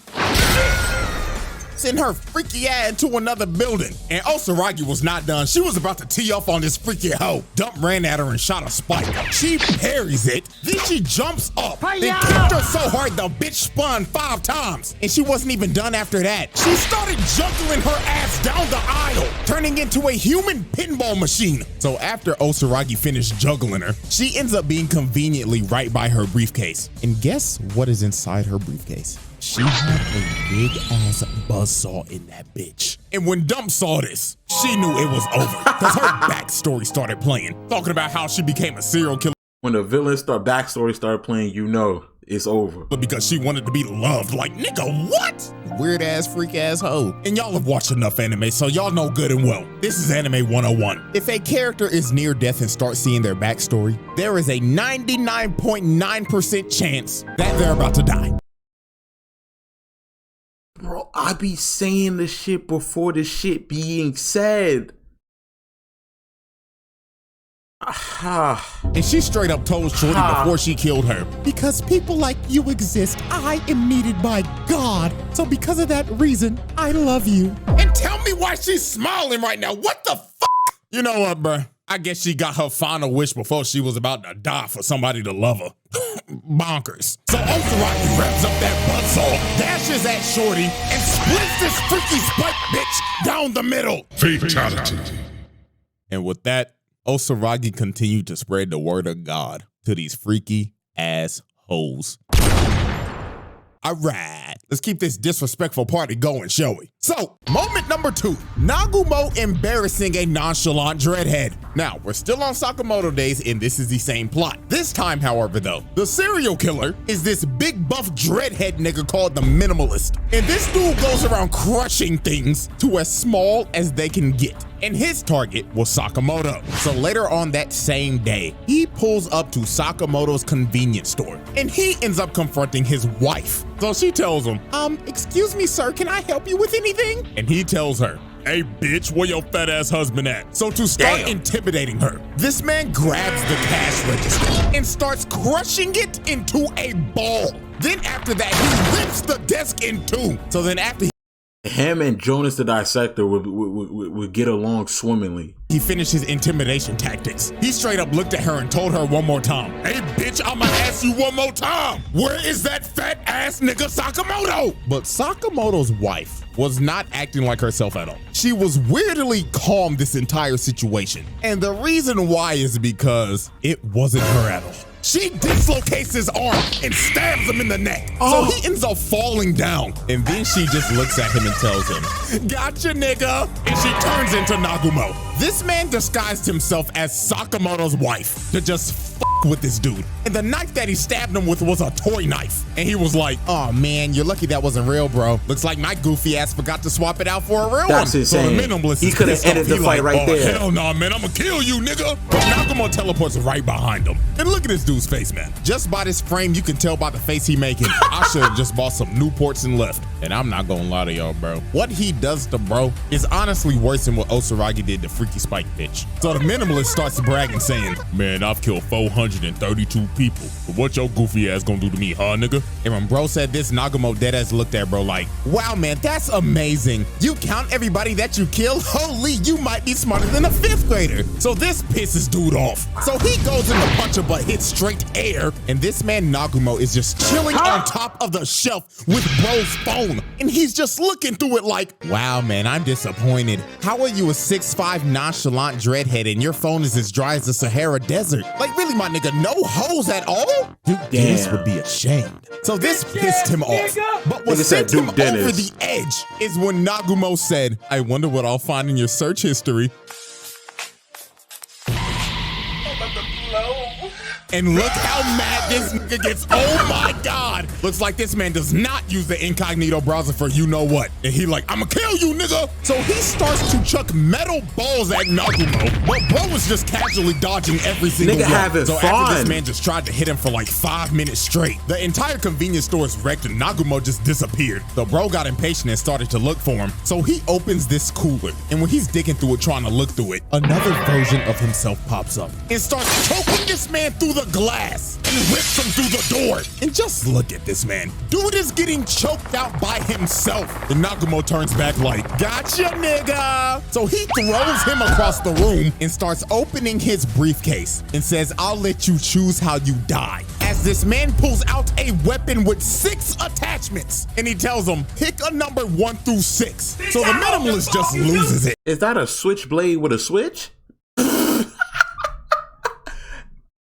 Is that what I just seen? A switchblade with a switch? And tries to crush him, but Nagumo just tells bro, oh man, you're no fun. So looks like we're rolling the die. And yo, I'ma tell you, this is one of the nastiest things I've ever seen. He shows his hands and he's like, ooh, where did it go? And it ended up being in his mouth. So he spat out number 3. So Nagumo grabbed his head with a oversized can opener and cut his head clean off.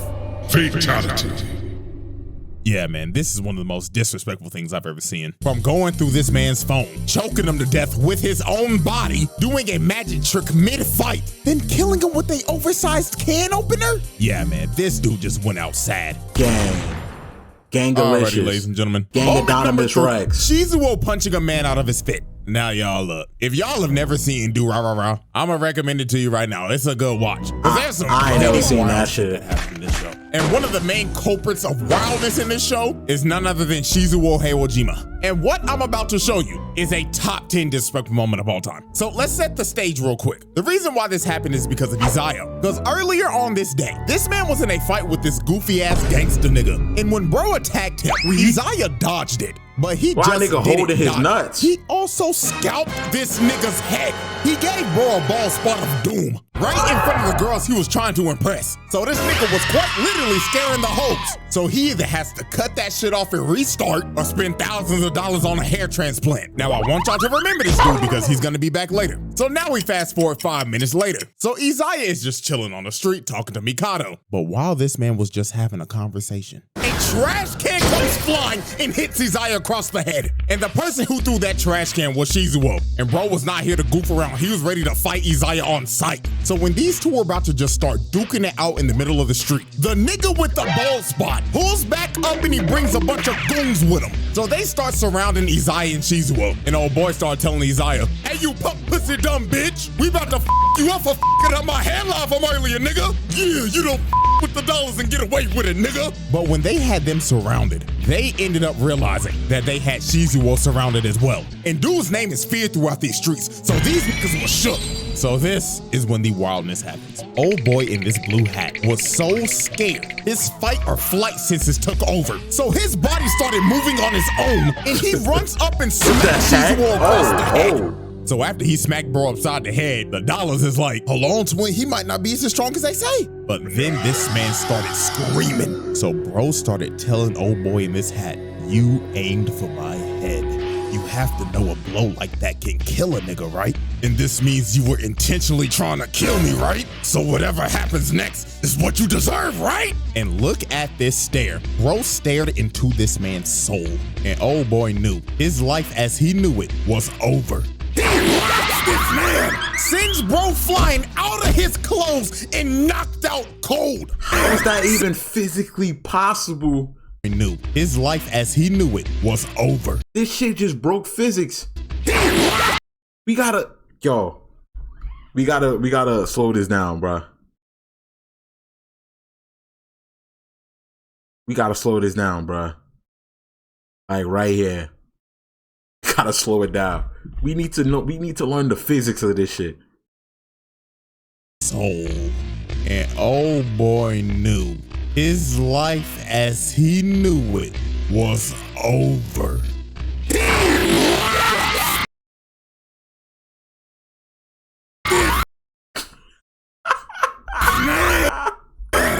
Sends bro flying. Yo. You had his cigarettes, his pocket change. This nigga done lost his inventory. Bro. Out of his clothes and knocked out cold.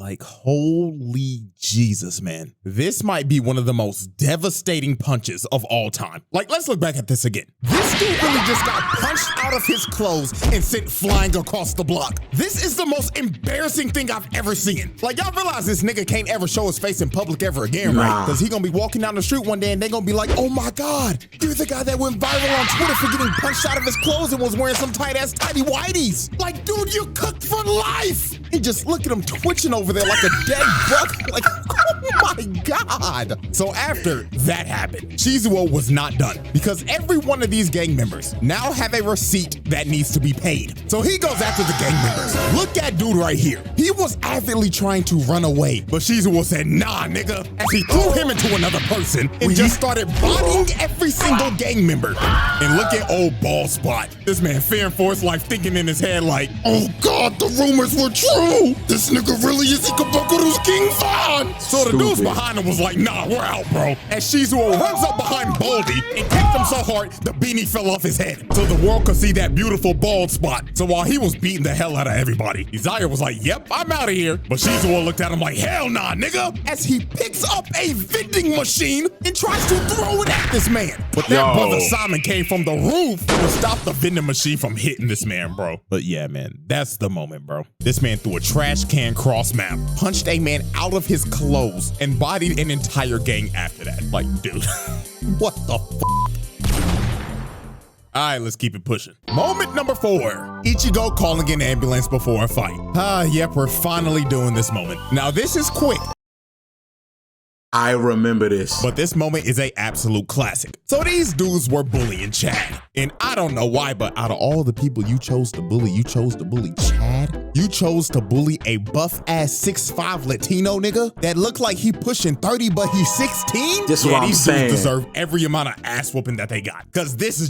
And Chad could have did it himself, but Chad a nice-ass nigga, like, you know what I'm saying? You know what I'm saying? Everybody need a friend like Chad, like the homie, like, got your back. By any means. Just idiotic. So earlier on in the day, our boy Chad was just walking and chilling, listening to some music and minding his own business. Now these two idiots decided to sneak Chad with this big ass rock. Like, dude, you know you can kill a person with this size of a rock, right? Like, these dudes was trying to catch a case. So he comes behind Chad and hits him across the head. So later on that day, Chad wakes up surrounded by a bunch of bullies, and in front of him is this ugly ass nigga. Like, if you looked up the definition of chopped, bro would be the first person that pops up on Google Images. Cause Jesus, man. So old Chop dude decides to rip off Chad's amulet, and before he was about to break it, he said, you know who else is chopped? My man! This man Ichigo really came out of nowhere and hit a drive-by on this chopped ass nigga and rode him like a skateboard. So after Ichigo laid bro out, he starts picking bro's pockets and takes his phone. So old Chop dude is like, wait, I didn't get to finish my joke. Do you want to know who else is chopped? You're cooked.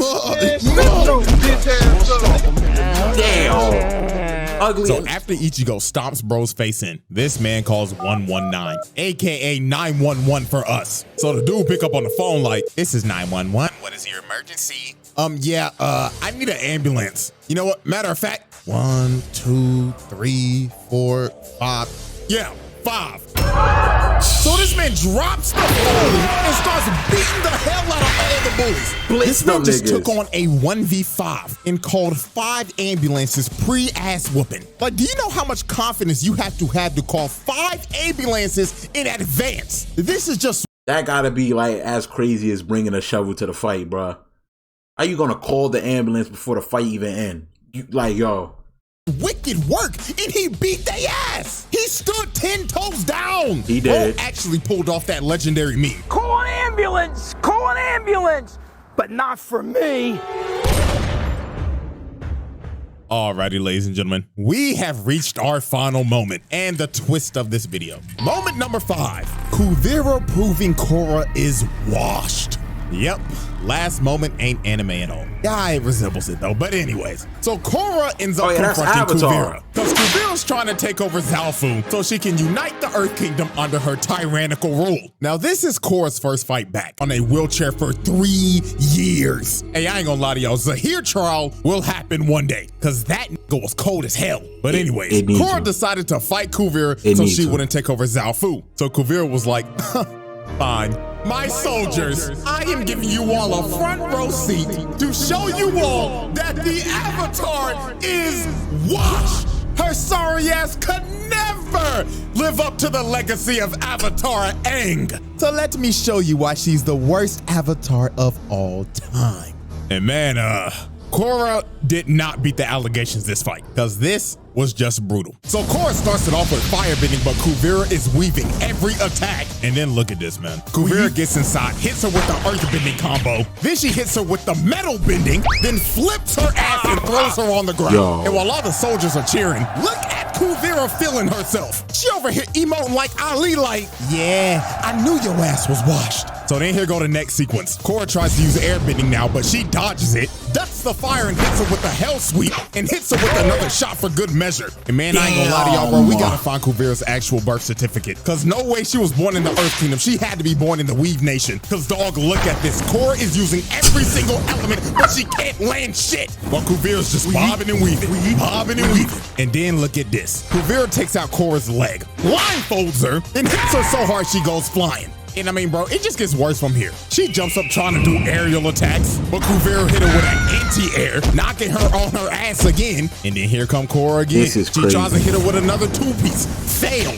Then Kuvira hits her with metal again and lifts her up and throws her down. The Avatar is getting whooped by a background character from season 3. This is fucking embarrassing. And then look at this. Korra has the bright idea to earthbend against her. Kuvira stops it immediately and just sends it right back at her. Like, what made you think earthbending was the answer against Kuvira? One of the best earthbenders in the fucking series. Like, come on now. So Korra was getting her ass whooped so bad, Sue straight up yelled at her and told her, bitch, if you don't go into the Avatar state right now, like, what are we doing? So when Kuvira jumps up and tries to finish Korra, Korra finally goes into the Avatar state and blows Kuvira off of her. So Korra actually ends up landing a nasty hit, finally dropping Kuvira. And it looks like Korra has finally locked in. Maybe she wasn't washed after those 3 years in a wheelchair. But when Korra was about to finish her off, her PTSD from last season kicked in as she sees her face on Kuvira. So she gets knocked out of the Avatar state, falls to her knees, and Kuvira's just looking at her with disappointment like, damn, I knew you were washed, but not this bad. So Kuvira strings Korra up, slams her in the ground, and puts her in an earth prison. And that was it. KO. Korra was cooked. She got washed by Kuvira in 5 minutes tops, and only landed one hit, which was in the Avatar state, by the way. Like, this shit is sad, bro. Like, holy moly, man. It's so Kuvira sad. walks her down, and she's ready to make the Avatar reincarnate right now. But Opal and Genoa saves Korra's ass, and they end up having to retreat. And look at Kuvira hyping up her niggas like, I told y'all she was washed! Zaofu is ours, nigga! Yo.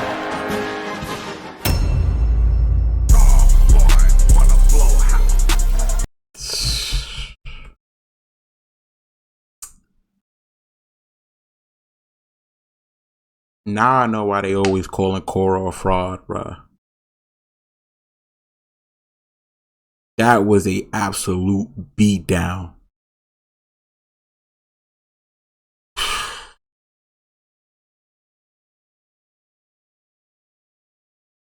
Anyway, I hope y'all enjoyed the video, man. How long?